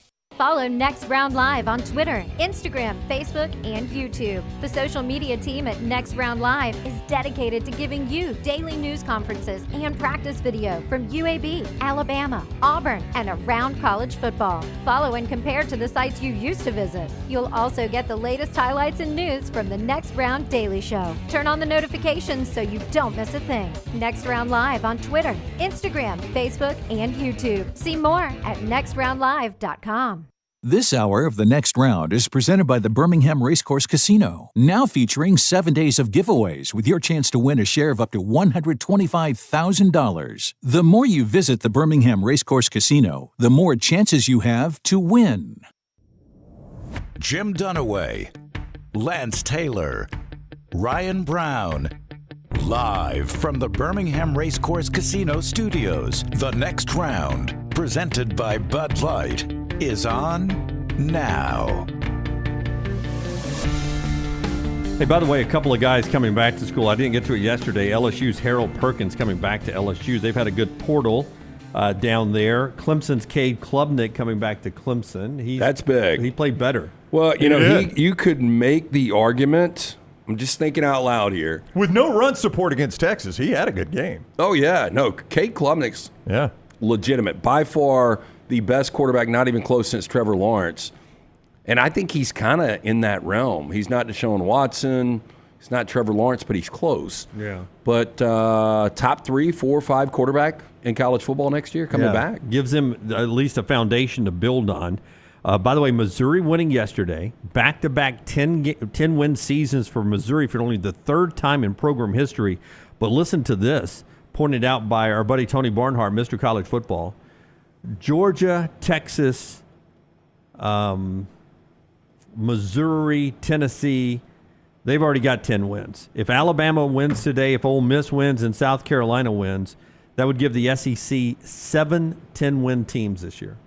I'm willing to say, Lance, that's never happened before. That is never. I've not done the homework. But and how that has happened. Okay, so if I ask you guys next year, coming into the season, your first team All-American quarterback, could it be Cade Klubnik? Rocco Beck's got to be in the mix. Drew Aller, depending on how these playoffs go. If Quinn Ewers was to come back. Or do you think there's any way Arch Manning could be your first team AP All-American quarterback coming into the year? There is a way, because it's voted on by the media. Some of those. As a preseason All-American. As a preseason, voted on by the media. But I'm just saying these other kids we've seen. And we've seen a little bit of Arch. But not enough to warrant him being a first-team All-American. But I wouldn't be surprised at all. It would not shock me, no. No. To answer your question, it would not shock me if Arch Manning is number 1. DJ Lagway's back. He's looked pretty good. He has. I don't know if he'd be first-team All-American good, but you're right, he has looked good. Oh, Sellers will actually be first-team All-American. You think so? Probably so. Maybe Probably. your leading Heisman guy, too. Yeah, he'll be hot at the end. Boy, he got a lot of money to stay, too. Brown's about to tell us about get-in prices for these games, and we'll talk about the games tomorrow. Remember, we're off tomorrow to watch the games with you. We're back full shows on Thursday and Friday, and we're live here today until the kickoff of the Bama game at 11 o'clock. So sit back and enjoy that. This is our show that's brought to you by a couple of great folks. One of them, our friends at Hemphill Heating and Cooling. It is about to, I saw James Spann last night tweet out the pattern end of next week. Yep. Look out. He was talking about maybe the most extended cold spell in Alabama since the 1980s, 85. And maybe snow. Well, he's maybe. That's a maybe. He's non-committal on snow. Maybe. How cold? Single digits. Single digits, yeah. For 2 weeks. They're saying for 2 weeks it's going to be brutal. And I'm telling you. 13 days below freezing. Like, I can't. So I didn't talk about this much, but I was at the Rams-Jets game this past weekend, and one of our potential clients invited me, and so I was in their suite. There's no chance I would have gone. But you had the outside area. So I was trying to watch as much as I could with these diehard Jet fans outside. But, man, I was having to go back inside because it was day of game 17, I think. Ooh. Yeah. And then that night when we were out, it was 12 degrees. I can't explain. That is the coldest I've ever been. 13 days starting at the end of next week. Keep an eye on your weather with your local weather forecaster. Hemphill Services, making sure that heat's ready to go for that. Yeah, 205-229-2090. I actually had the guys last time they were out. They had to come make sure the gas fireplace was up and operating. Whether you experience plumbing, heating, cooling issues in your home or business, these guys can do it all. Call Adam, Chad, and Andrew, the guys. Tell them the next round sent you, 205-229-2090 or hemphillservices.com. The College Football Spotlight. Yeah, every day is presented by our friends at McCurry Van and Car Rentals. Rent from McCurry all the cars, trucks, vans, SUVs that are hard to find elsewhere. They got them at McCurry. McCurryRentals.com. That is McCurryRentals.com. That's where you go throughout North Alabama, 2nd Avenue Northwest of Coleman, Skyland Boulevard at Tuscaloosa, Athens, Muscle Shoals, Huntsville. McCurryRentals.com. Shocked by these get-in prices. All right, here we go. We're going to go, you want to go worst to best or best to worst? Go easiest ticket to get into. Okay. No, go toughest. Toughest. Yeah. Your toughest ticket right now is the Rose. Big stadium. Big stadium. Not a surprise, though. No, it's not a surprise. Community supports that game very well. Would you be surprised, though, if I told you I can get you into Ohio State, Oregon for as low as $141? Nope. Yeah. And I can get you on the 50 for for $381. I don't know how good the 50 is in that stadium. Yeah. Or I should say, I do know how good it is. It's not good. Where do you want to sit in that stadium? Yeah, the press box with us? Not good for the fans in that stadium. But I thought that would be the best venue because these are traditional teams, the community support, a lot of alums in that area. I thought the next toughest ticket would be in New Orleans. I can get you in that stadium, guys, if you're willing, for $350. I can get you in $350? I'm sorry, $35. Excuse me. That's a big difference. It is quite a big difference. Okay, yes. so say it again. I can get you in that stadium my gosh. for $35. Notre Dame, Georgia. Notre Dame, Georgia. I can get you in the stadium for $35. Now, you guys have caviar taste. I can get you on the 50 for $250. Okay, I'm a little surprised That's a better just 50 based yard on line this. ticket, by the way, that stadium. Not much better, but yes. Yeah. I am not sold that Notre Dame is going to win. But Notre Dame, for the first time in one of these postseasons, has a shot to beat somebody legitimate. There's a path to victory for Notre Dame in this And game. Notre Dame has fans in every freaking corner under every rock in this country. If you're willing so to, I'm a little surprised that if you're willing to sit in the mid, like the club level, yeah, that's the best seat. that is, okay, yeah, it's really good seat. 50 yard line, $227 a ticket. Yeah, that's a good seat. That's where I would. That's where you would go. sit? Yeah. So Jordan, that's on. Is that with the secondary market? Secondary market. Yeah, these are courtesy of StubHub. By the way, prices. it's a late kick, man. Yeah, we're gonna be out late and tomorrow night. it almost always gets delayed by the Rose too. Yeah. So the two worst, and then we'll talk about those two games a little bit, and then get to our four downs. The two easiest tickets to get into. I'm a little surprised though with Arizona State. I would have thought because that is a massive enrollment. I think it's like 60,000. But it's Atlanta. If they were playing it in the Fiesta Bowl, it'd be all Sun Devils. Yeah, I get that, but still, Texas would be forked at that point. I hadn't even gotten to that game yet. Are we going Boise and Penn State? Boise and Penn State tonight. I don't know if you guys can make it.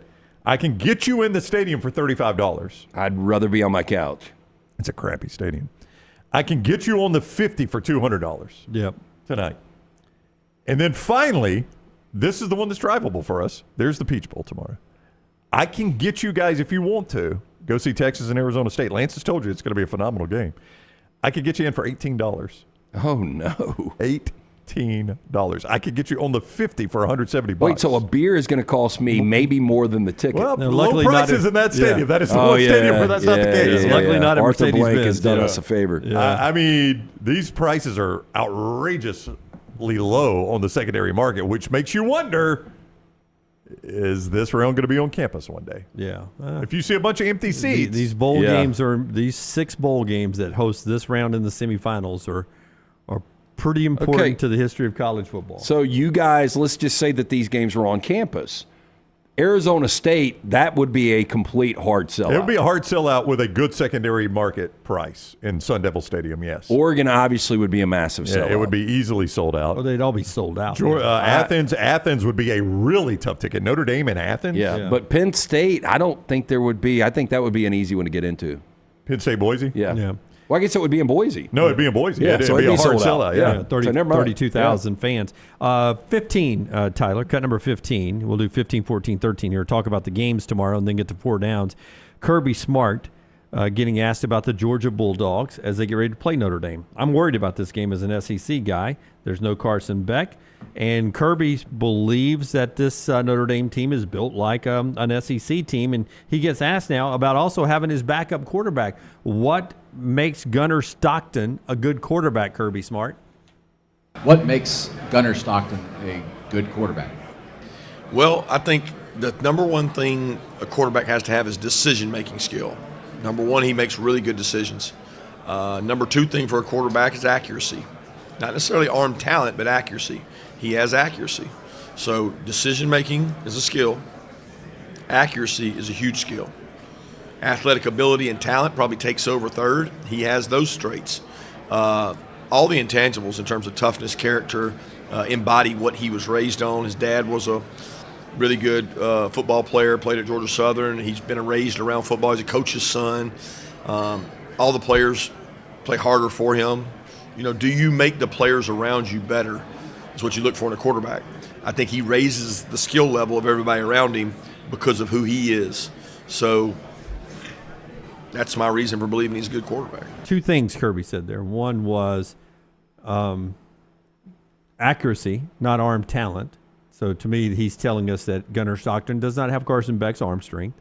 The second one, he just said they play harder for him, which is mind-boggling to me. But he just said that. He did say that. And by the way, that showed in the SEC championship game. You saw it. And maybe it's just they know.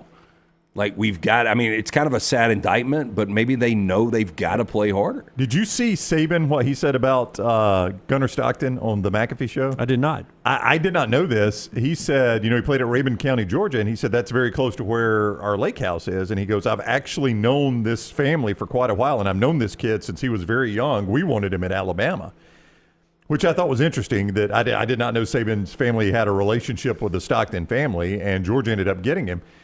And he said, the thing that jumped out most at me, he goes, I went back and watched the second half film. He goes, Georgia did not change one thing when he came in. He said, you go watch the film. He goes, they ran the same exact stuff they were running for Carson Beck in the first half. He goes, when he came in, they didn't water down the play calls. They didn't go conservative. He said Kirby and Mike Bobo had enough confidence in him to run the exact same stuff they ran in the first half, which I thought was very interesting from a coach's perspective. And the bye was so big for Georgia. I think it's the opposite for a team like Arizona State.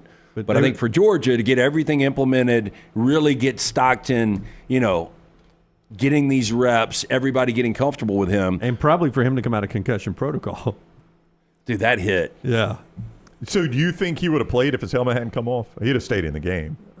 Probably. They brought in a one-arm quarterback, so I would have rather have a concussed quarterback than a one-arm That's what, quarterback. I heard Marcus Freeman talking about how competitive he is, and all I could think about was he saw that one play. Yeah, that did. Yeah.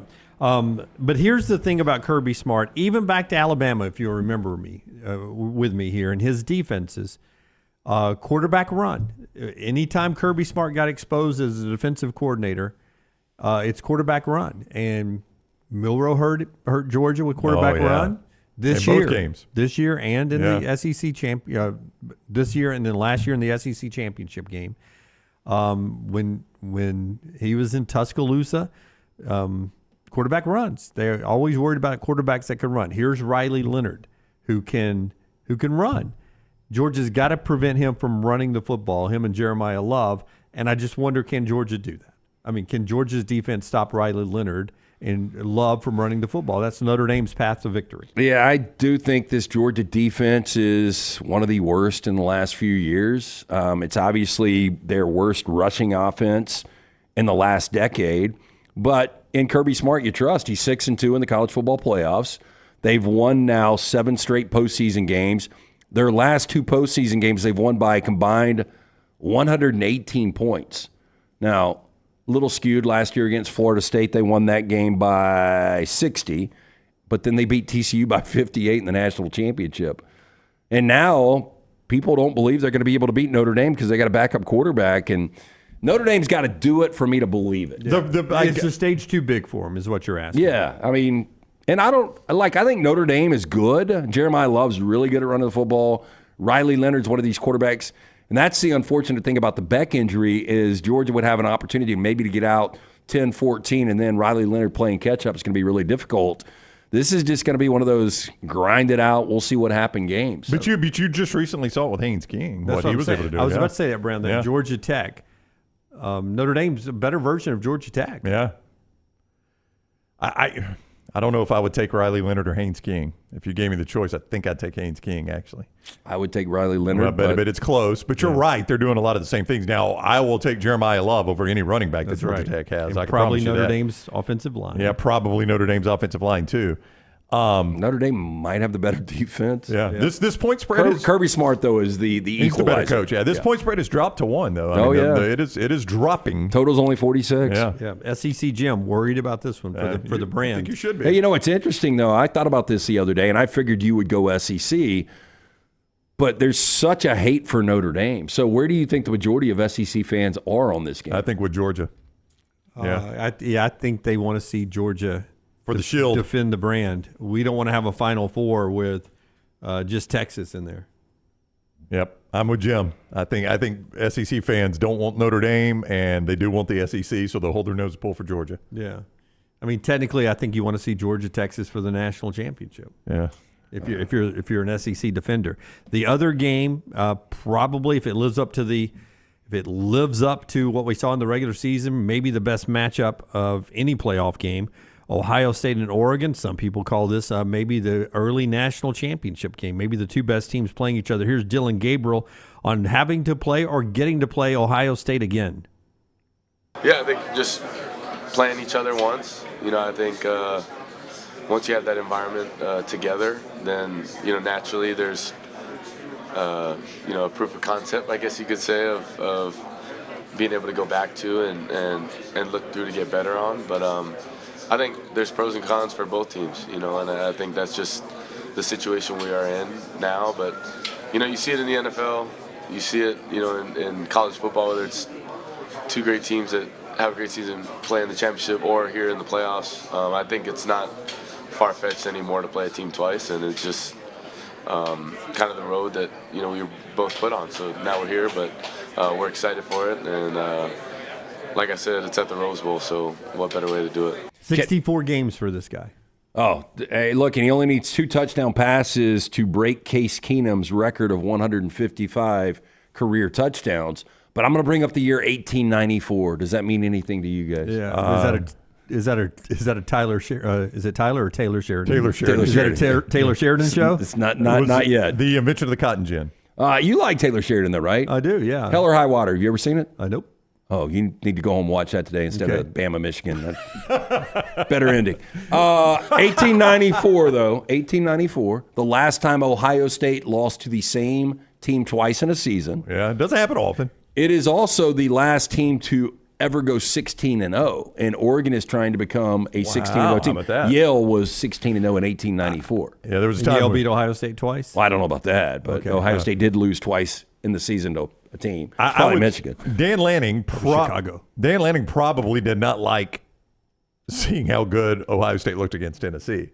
But I do think Dan Lanning has to love the fact that they're underdogs here. I think he probably thrives on being able to sell his team on They're that. a reason they're underdogs. I agree with you, but Dan Lanning is probably selling his team right now on playing the disrespect. So Oregon's played 3 teams that are still alive in these playoffs: Boise State, Ohio State, and Penn State. All 3 of those teams scored 31+. And I just don't think Oregon's going to be able to stop them. I think in this rematch, I think everything's set up perfectly. Will Howard, the untimely slide at the 26. I thought Ohio State was a better team in that game. It was on the road. They lose by a point. Jeremiah Smith's even thrown out a warning saying, I'm warning you guys, do not play, don't play man-to-man. They won't. I mean, I would hope they're not dumb. I don't think Dan Lanning is dumb enough to go one-on-one with him. He loves to play man-to-man. He comes from the Saban and Kirby Smart tree. Good luck with that. Man-to-man. And see, that's it. When you think defense, you think Dan Lanning first. The better defensive talent is on the Ohio State side. They got better defenders than Oregon defenders. I agree. If I had to play one game for my life tomorrow, I'm going against undefeated Oregon. Wow. Yeah, and I've already told you I kind of like Texas, but I think Ohio State, this is your first gift of 2025. Wow. Look out. How about that? LT giving you a gift right there. All right, so there you go. Let's do 4 downs. It's brought to you by our friends at Slice Every Day on the show. Tell us about those great folks. Hey, great place to go in the new year or start the new year, however you want to put that together, but just great pizza, local ingredients. 5 locations: Lakeview, Vestavia, Montevallo, Crestline Park. Newest location in Edgewood. Get in to see the Bajalia Brothers. Local pizza, local ingredients. For more information, slicebirmingham.com. First down. More total rushing yards tonight, Ashton Genty or Penn State? You got Allen and Singleton. Yeah. And Aller runs it a little bit. Yeah. But the problem's going to be, Jim, if they fall behind, do they abandon the run and start throwing? That would be your fear. Boy, that's going to be bad if that happens. It is, but at some point, you have to make that decision. If There's Genty's prop right there, 124.5 rushing yards, over under. Yeah, I would take Penn State with more than that. I'm going to take Penn State with more, but I will say this for Boise State, that when you look at these two teams, Penn State and Oregon, who played in the Big Ten championship game, they look a lot alike. If you just change uniforms, they look about the same. And Boise State played Oregon pretty darn close, and they couldn't shut down Genty. But I would take Penn State. Second down. More total touchdowns tomorrow night, Riley Leonard or Gunnar Stockton? Total touchdowns, I'll go Riley Leonard. Yeah, I would too. Yeah. Well, if it's Gunnar Stockton, I can tell you another game you need to bet your life on. But you're right. But I'm just saying that down at the 2 or the 3, Love may be getting the football. Who are you giving it to for Georgia? ETN is ETN's back and he's 100%, so that's probably going to be your guy. Yeah, I'll go Gunnar Stockton. Third down. Val Kilmer, 65 years old today. Val Kilmer is a senior citizen now. That is so unbelievable. If I ask you better role, Iceman or Doc Holliday? Doc Holliday is his. I think that's his Mona Lisa. It's funny you brought that up. My daughter and her boyfriend had never seen the second Top Gun Maverick, so we watched it. And when it got to the Val Kilmer scene that is in there, my wife and I, Jennifer, I said, God, that is such a sad scene to watch. And they didn't know why, right? Yeah. They didn't realize the backstory there. And I was like, have you seen the documentary on Val? Yeah, it's hard to watch. Good, yeah, but it's it is good. Such a what good is he actor. suffering from? He's got some kind of throat cancer, isn't it? Do you know, Tyler? Or does Milton I do not know. Milton, do you know? I think it's throat cancer. He says he thinks it's throat cancer. Okay, yeah, I think that's what it is. Anyway, the documentary, his attitude is incredible. It really is. I very much like Val Kilmer, Yeah, but I I do think too. Doc Holliday is the best role he ever played. He was fantastic in that. But he was good as Iceman. He was. Both bad guys, both likable bad guys.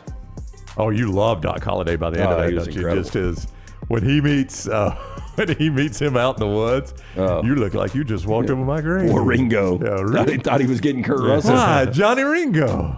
I love that scene. Fourth down. He goes, I was just fooling about. He goes, I wasn't. Yeah. Oh, it's such a good line. I wasn't. Sir Anthony Hopkins, 87 today. Ultimately, better career, Anthony Hopkins or Anthony Davis? The brow. Hopkins. Oh. Anthony Davis won't be knighted. Yeah, He's got a point. I'm going to go Anthony Hopkins too.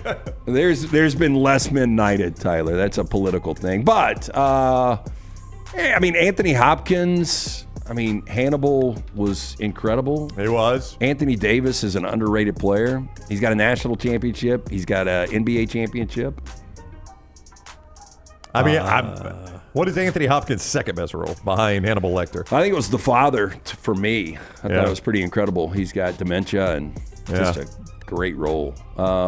He's been in a lot of things. So The Edge, you guys ever seen that where bears chasing him and Alec Baldwin? I have. I like that movie. That's pretty That's good. a good movie, The Edge. F1 driver Lewis Hamilton has been knighted. We know Sean Connery. Lewis Hamilton deserves it. Robert Redford has been knighted. Bill Gates has been knighted.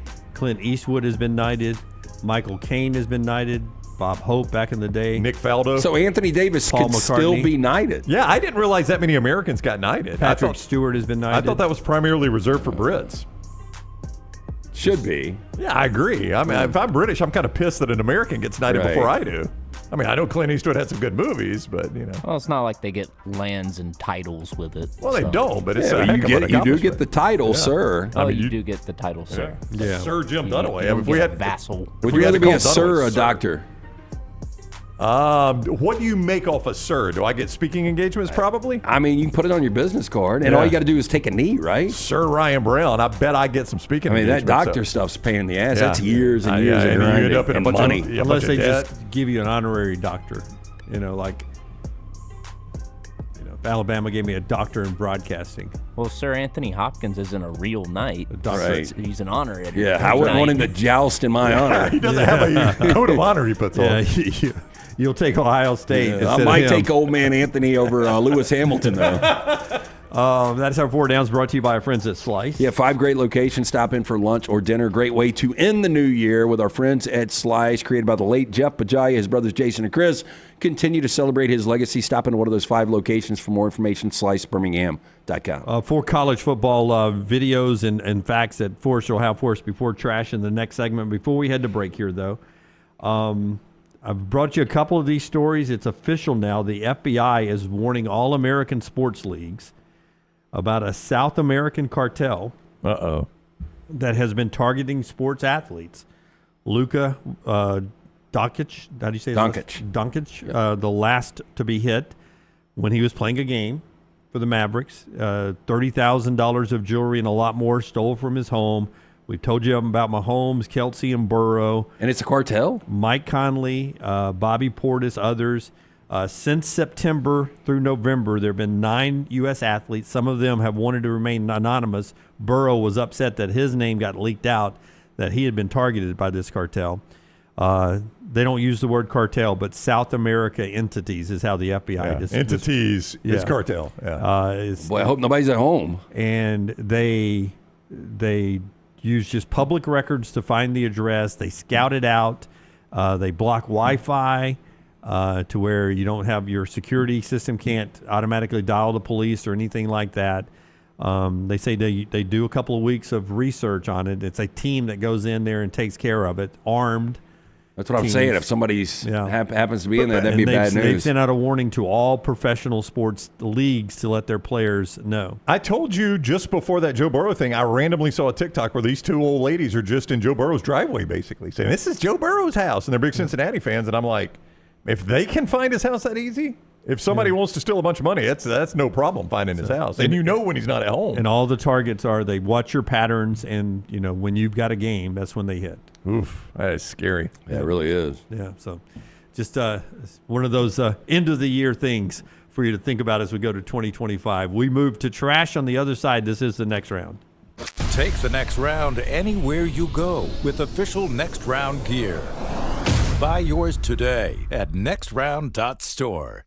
You could win a Cadillac CT5 or your share of $25,000 in free play and cash at Birmingham Racecourse Casino. The more you visit, the more chances you have to win. Play the latest, most exciting games around with fun bonuses and big jackpots. You can be a winner too. Come win your share during the Cadillac CT5 and $25,000 giveaway at Birmingham Racecourse Casino. Drawings April 5th and 6th. Located off I-459, exit 31, Derby Parkway. Must be 21 or older, must be present to win. The beauty of the holiday is at the center of your table with the New York Butcher Shop. Their selection of USDA certified Angus prime rib roast, beef tenderloins, and fillets, as well as premium pork and lamb cuts, are the finest selections available in the market and are hand-cut just the way you want. With side dishes handmade by their professional chefs, your holiday meal is complete. Visit one of their 2 locations today, in Cahaba Heights or off Highway 119 in Greystone. Place your order today. The New York Butcher Shop. Rare quality, well-done service. If renting is putting a dent in your bank account, here's your sign from the universe that it's time to buy a new home. And who better to help you through the ins and outs of home buying than our friends at Mortgage Right. With Mortgage Right, you don't have to worry about becoming a short-notice mortgage expert because they do all the heavy lifting for you. They're trusted mortgage professionals, and they'll help you choose the right mortgage option and stand by your side every step of the way. Visit mortgageright.com/TNR to buy before renting runs you dry. That's mortgageright.com/TNR. NMLS 2239, Equal Housing Lender.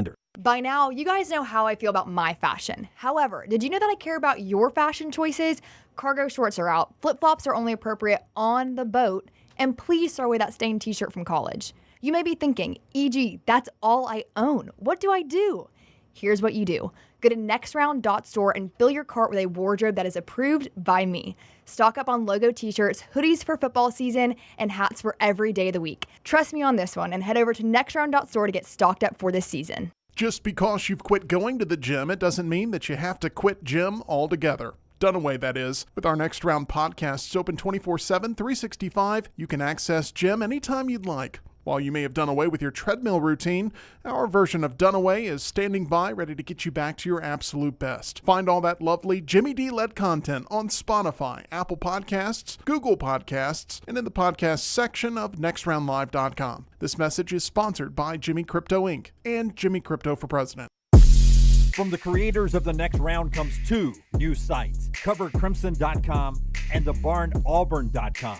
2 team sites with the same excitement and information-driven content that you get every day on The Next Round. Live daily shows, recorded shows, free of charge, plus premium content with insider information starting at just $1. And it's the perfect gift for the Alabama or Auburn fan in your family. CoverCrimson.com or TheBarnAuburn.com. Sign up today. Happy football season. At the Next Round, we strive to make our loyal listeners feel like they're a part of the action all season long. My name is Emily Grace McWhorter, and I do that by bringing you along for any given Saturday in Auburn or Tuscaloosa. From pregame warm-ups, touchdowns that make you feel a part of the play, and everything in between, our goal is to make you feel like you're inside Bryant Denny or Jordan Hare. Follow along on our social media at Next Round Live on Instagram, X, and Facebook. Also, check out thebarnauburn.com and covercrimson.com while you're at it. Here's to fall Saturdays. From the creators of The Next Round comes two new sites, covercrimson.com and thebarnauburn.com.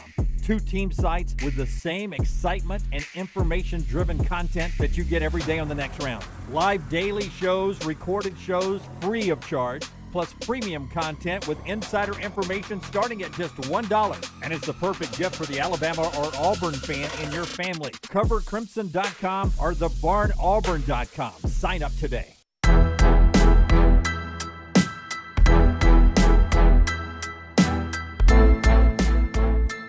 All right, before we get to trash, this hour brought to you by our friends at Champy's World Famous Fried Chicken. One reason I love that place so much is Sterling's one of us.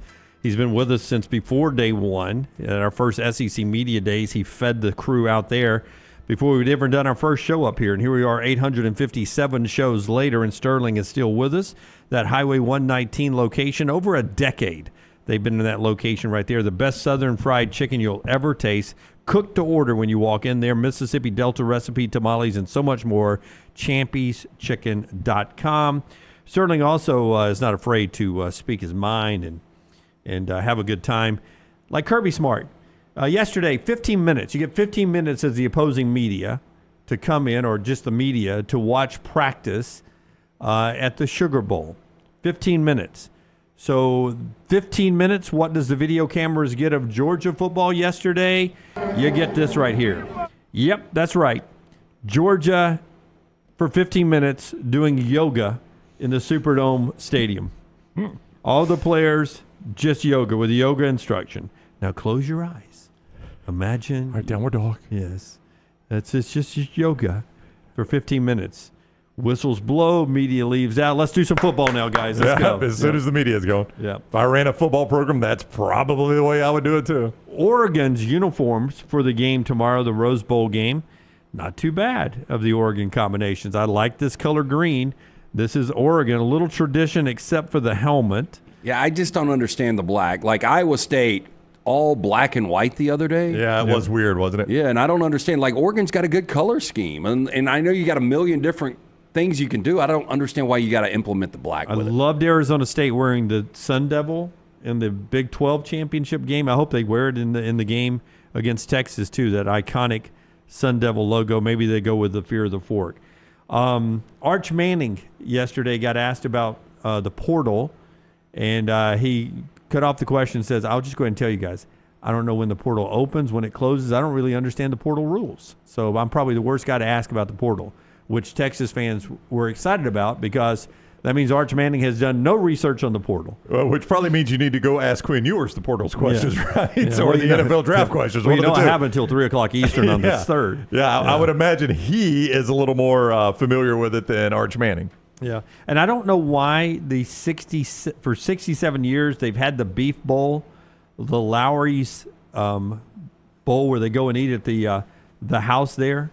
The big house of beef there in Southern California. It got canceled this year, Oregon and Ohio State. I assume that it just hasn't been a full schedule of them being there for the January 1st game, and it being a playoff game, too close to have one team trying to out-eat the other in a game of beef-eating competition. Yeah, I mean, look, you want these kids to have fun, but at the same time, I mean, this is a business trip, legitimately. And it doesn't end here. Yeah, for somebody. Well, we did it last year in the semifinals, and they had Alabama, Michigan. They did the Beef Bowl, but they were out there for a full week. That's right. I don't know when Ohio State and Oregon arrived for this game, but I can see both Ryan Day, not that Nick Saban and Jim Harbaugh weren't this way, but I could see both Ryan Day and Dan Lanning wanting this to feel, like you said, less like a bowl game and more like a business trip. And if cutting out the Lowry's Beef Bowl was part of that. Yeah, I know there's got to be some of these activities because, the bowls put these things on, but I don't know what you do because that's one of those, like, You want guys to be able to decompress a little bit, but these 6 bowl games, these quarterfinals and the 2 semis, they've never. It's been a long time since they've met more, all of them, and you lose something like the Beef Bowl there. All right, Tyler, before you spin that roulette wheel, one more thing here. This columnist wrote this story. He believes, this newspaper columnist, website columnist, that 2024 was the worst year in sports history for the city he writes in. I'm going to say Mike Lupica, New York. That is incorrect. Dang. Does Mike Lupica still write in New York? I don't know. Is that why it's incorrect, or to have the wrong city? But in this year, it's who's Mike Wilbon? No, he's in D.C. Who's in Chicago? Yeah, it is John Greenberg. Chicago, worst year in Chicago sports history. How'd the Blackhawks do? I would imagine they were bad. Bulls not great. Bears, White Sox, coach, Cubs, White Sox, Scott. White Sox. Yeah, my Blackhawks aren't very good either. Oh, no. A bunch of fired coaches. Yeah. Bears. There's reason to believe they could be good soon. Yes, unlike the White Sox. Did Chicago not? They've kind of. I mean, you've got the Notre Dame hat on. They adopt Notre Dame. That's true. That is their college town. Northwestern is their actual in-town program, but I think Chicago's a Notre Dame town. It is a Notre Dame town. I think it's a 2-hour ride, like here to South Auburn. Bend? Yeah, South Bend from Chicago. Yeah, the only time I went to South Bend, we went bus from Chicago. Yeah. Get to go through Gary, Indiana. Oh, town's on fire. Yeah. Roll them up. All right, spin that roulette wheel. Mortgage right, trash time. Hit it, Tyler. Bag up, bag up. Bag up, Terry. What it reverse, Terry? What it reverse? Oh, Lord. Lord, Jesus. Oh, Lord. Oh, Jesus. What you doing, Terry? LT's Trash is presented by Mortgage Right. Mortgages done the right way. That is only Mount Rushmore of trash opens. Oh, yeah. One of my favorites. Yeah, we cannot do without that one, Tyler. Hey, it is buying season. Our friends at Mortgage Right here to help. Veteran founded here in Birmingham, offer loans throughout the country. While the area they serve may have grown, their commitment to Birmingham and veterans has not changed. Before you take the next steps on a new home purchase or refinance, talk with the team at Mortgage Right. No cost or obligation to find out what you qualify for. You can get more information. Go to the website. If you're in Birmingham, call Highway 280 office, 205-900-7200, mortgageright.com, NMLS 2239, equal housing lender. This is the first year since its release in 2003. I did not see Elf over the holiday season. I actually watched it. Yeah, well, I didn't watch the whole thing. I caught maybe the last half of it. Yeah, I've watched so many freaking movies over the last couple of weeks, but not Elf. Make it. But Buddy the Elf. I watched it from the spaghetti breakfast with syrup from that point on.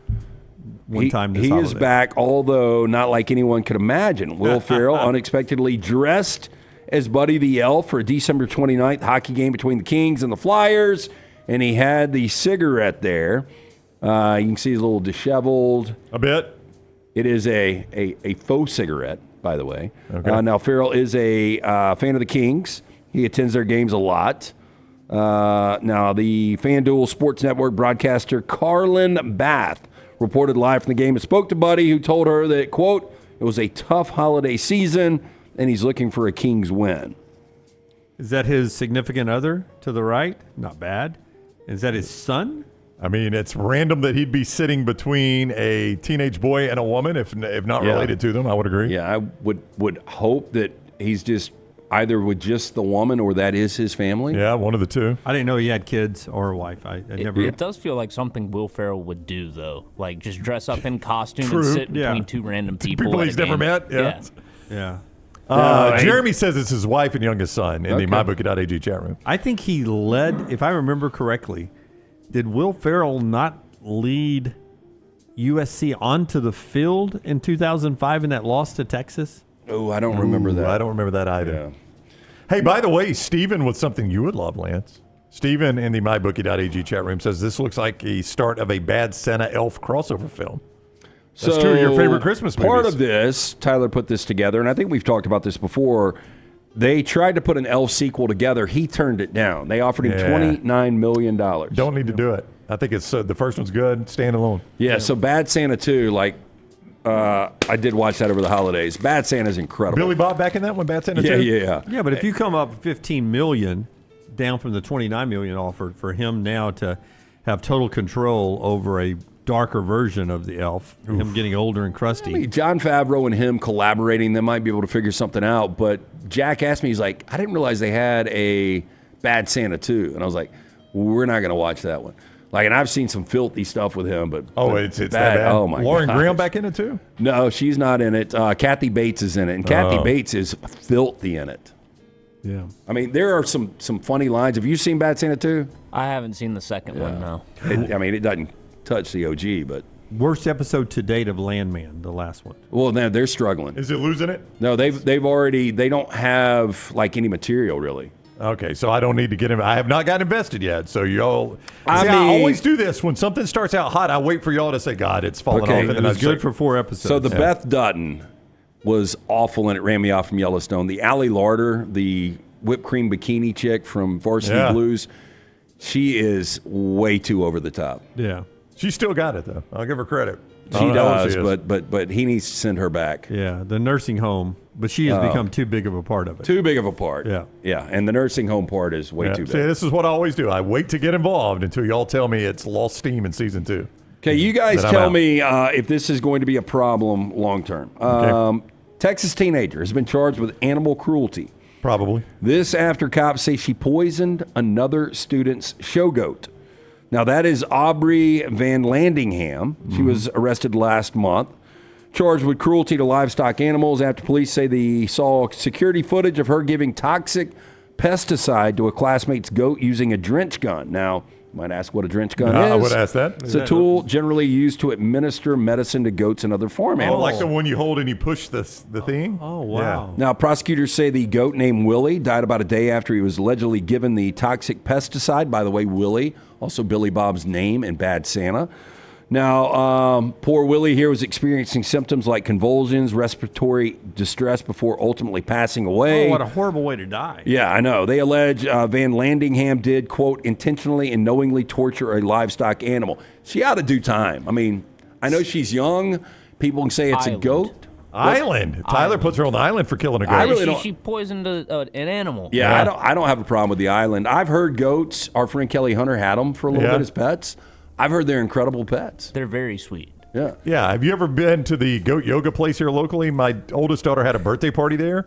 It's actually pretty funny. I mean, they got these little goats, and you do yoga, and the goats stand on your back. Oh, I didn't know that. Oh, yeah, goat yoga. I've been to Goat Island before at Lake Martin. But look how they love Doritos, by the way. Look how sweet. No, goats are sweet. Sure Tyler's right. They're sweet animals. That's a pristine-looking body. Okay, so I'm going to get to it. Okay. Police say this went down at Vista Ridge High School at their barn facility, about 20 miles north of Austin. They say Aubrey has already confessed to poisoning the goat, claiming this was her second attempt because she claimed the animal's owner's daughter was a, quote, cheater. Before Willie was killed, police say Aubrey searched for information on her phone about lethal poisons for animals. Oh, yeah. She was released on a $5,000 bond.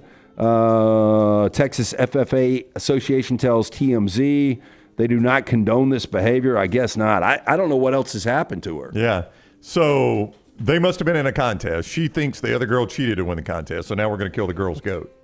That's basically our story. Okay, They have some kind of goat beauty pageant or something going on? Show goats. From Jeffrey Dahmer to Don't F with Cats. Yep. This is the starting point. So this girl, that's right. It's entryway. You don't want to date her. I'm telling you. No, you'll end up dead. You could end up, if she can kill an animal like that, she can kill a person. Yep. If I wake up chopped up in the freezer, don't believe the suicide note. Yeah. Honey, I'm just going to feed you with this cute little gun I have. Open your mouth. It's a shot. It's alcohol. Happy New Year's. 31-year-old male arrested for the 35th time. 34 years old and 35th 31-year-old. 31. Okay, we're trending ahead. Yep. Arrested 35th time. It's his latest infraction took place in Florida the day before Christmas Eve. Edgewater police said a shoeless Kevin Capana on Monday broke into Hibiscus Wholesale Auto Parts, stole a car, the station noted. Edgewater, coastal city, about a half hour south of Daytona Beach. So they decided, the records show that the first time he was arrested, September 18th, 2011, when he was 18, they decided to put a humorous description of his arrest on Facebook. These are all of his shots. Do I want to read this, Well, Tyler? technically, I guess it's not all of it since he's been arrested 35 times. Unbelievably, We've it's only not got all of them, A yes. selection here. Yeah. Do I want to read this? It's pretty corny. I sent this to Tyler. Oh, I sent the last story to Tyler. Yeah, How about this? It's a staff submission day, Tyler. It's I'll give you one little taste of it. 'Twas the eve of Christmas Eve, and all through the town, a criminal named Kevin was causing a frown. He broke into a Hibiscus with no shoes on his feet, stole a customer's car. What a real Christmas treat. I'm gonna stop it. I was gonna wait for it to get funny. Pretty cheesy. Yeah, but he was. Guess that police department's not too busy. Yeah, it's true. The key is that 18 to 31, 35 arrests, and he was out on bond. Yeah. When he did this robbery. Yeah, at some point you cross the line where we're just not going to let you out again. I Dude, know you haven't killed anybody, but we think that might be next, so we're just going to go ahead and hold you here. Yeah, I mean, look, he is not contributing to society at all. Yeah, not one bit. Yeah, in fact, you're draining. You're draining from society. Now, he can actually help build the infrastructure of the island. Yeah. He could. Yeah. I mean, he's not. With the goat killers. I mean, look, he very little remorse in any of those pictures. No, got a smirking about all of them, doesn't he? Yeah. Finally, an alleged would-be thief was left without a getaway vehicle after another thief stole it mid-robbery. Hamilton police said they responded to a robbery call at Bank of Montreal Wednesday, December 18th. Officers say a man who arrived on a bicycle entered the bank, passed a note demanding cash to a bank teller. Police also allege the man verbally threatened the employee and made a motion that he had a weapon on him. Fellow bank employees confronted the man. He left empty-handed upon exiting the bank. Police say the attempted robber discovered his bike was stolen while he was inside. He then fled on foot. Police say the attempted bank robber, described as a white man between the height of 5'4", 5'8", was wearing a long multicolored scarf, black sunglasses, black jacket, fur trim, black gloves, black pants. If you're wanting to blend in post-robbery, this is probably not your It looks outfit. like a sick Cam Newton. If not for the height. Speaking of, have you guys watched Chiefaholic yet? I have not. What is Chiefaholic? I have not. It's the Kansas City Chief fan that was dressed up and he does the serial robbery. Yeah. Rough upbringing, but that guy is he's a piece of shit. Island? I mean, I don't know what else he's going to do. Yeah. I feel like he would be a good punishment for the goat killers and everybody else on the island. They just have to deal with Chiefaholic. Oh, I got you. Have you watched actually it? punishment. I have not. Yeah. Oh, what, Scotty, you seen it? Tim, anybody? Anybody? You're up. Yeah, I watched it. I thought it was okay. It was a decent little doc. Yeah. I mean, 3 episodes. He's not a go-getter, is he? No. Yeah. That is our Trash Today, brought to you by our friends at Mortgage Right. Whether you're looking for your first home or your final home, 205-900-7200, mortgageright.com. Keep an eye on UTSA's leading tackler, linebacker Martavius French.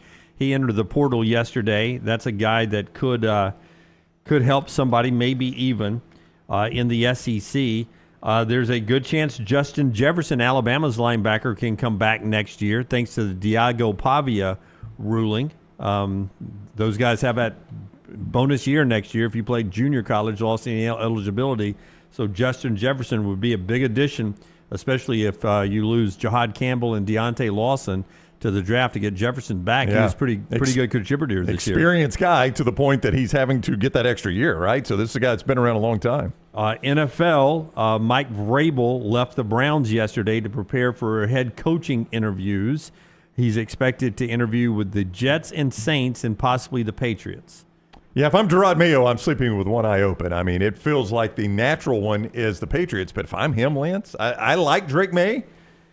That roster's got a long way to go. It's got a long way to go, but I think it might be the best of the three right now, just because you've got your quarterback of the future. Yeah, of those three you named, Drake May is the best quarterback. Rodgers, not even close. Rodgers on his way out, Yeah. and then the Saints are about to start Spencer Rattler against Dunaway's Bucks. 1937 is the last time we had 10 touchdowns, no punts in an NFL game. That's what we got last night. Detroit and San Francisco, 40-34. Well, that was an entertaining game. Well, it was a fun game. Boy, Jahmyr Gibbs, touchdown at the end, looked so good running the ball. The Lions become the first team in NFL history, if I read this right, to have 4 guys over 1,000 yards from scrimmage in the same year. Gibbs and Montgomery with 1,000 yards as running backs, and St. Brown and Jamison Williams with the receivers. Got a lot of weapons. Defense is going to be the problem. Yeah, they don't get a ton of stops, and that's why I know you think it's going to get Campbell beat going for the fourth downs. It's why I think he's getting more aggressive with them, is because he knows if he puts his defense back out there. Now Kirby Joseph is playing out of his mind. Yeah, I mean you can say that now, and that does make sense. That's logical. But you go back to last year. I mean, Dan Campbell's always done it. You're right. Yeah. But Kirby Joseph, 8 interceptions this year. He had 2 more last night. I think he is benefiting from. As good as Arnold and Branch and the other DBs are playing, it leaves him open to roam. Did you see Jawan Jennings? He blocked our guy, Terrion Arnold, clear out of the end zone into the first row. It led to a fight, but I felt bad for Terrion. He looked awful because they kept showing it because it leads to the fight that leads to 2 unsportsmanlikes, but Terrion got blocked all the way to the first row. The last spot in the AFC, Denver controls it. If they beat undermanned Kansas City, he'll play with backups. If Denver loses, Miami, if they beat the Jets, they're in. If Denver and Miami both lose and Cincinnati beats Pittsburgh, Cincinnati goes. What if all 3 loses? Is it Denver? Back to Denver? I think it goes back to Denver, yeah. Okay. Yeah. Or tie. All Denver's got to do is tie. If the Bengals get in, I think such a weird year for MVP because Saquon might end up breaking an all-time record in Eric Dickerson. Josh Allen looks like the best quarterback. You're reigning MVP, and Lamar Jackson's right there. But if Joe Burrow gets his team to the playoffs, I know it's hard not to go with him for the MVP. Minnesota and Detroit, both 14-2, will play Sunday night for the number 1 seed. The losers the number 5 seed, and will go to the South champion. Tampa Bay is that South champion if they just beat New Orleans, or if Atlanta loses. If Tampa Bay loses, Atlanta wins. Atlanta's in, and that's the playoff race for this upcoming weekend in the NFL. More to talk about that on our final 2 days of the week. Playoffs tonight. LT thinks a little bit of a blowout situation possible tonight. Blowout situation possible tomorrow, Texas and Arizona State. And then 2 good games, Ohio State and Oregon, and Notre Dame and Georgia. Lance'sLike.com for all the plays when it comes to the point spreads and a lot more. Until next time, God bless you and God bless America. Alabama football starts now.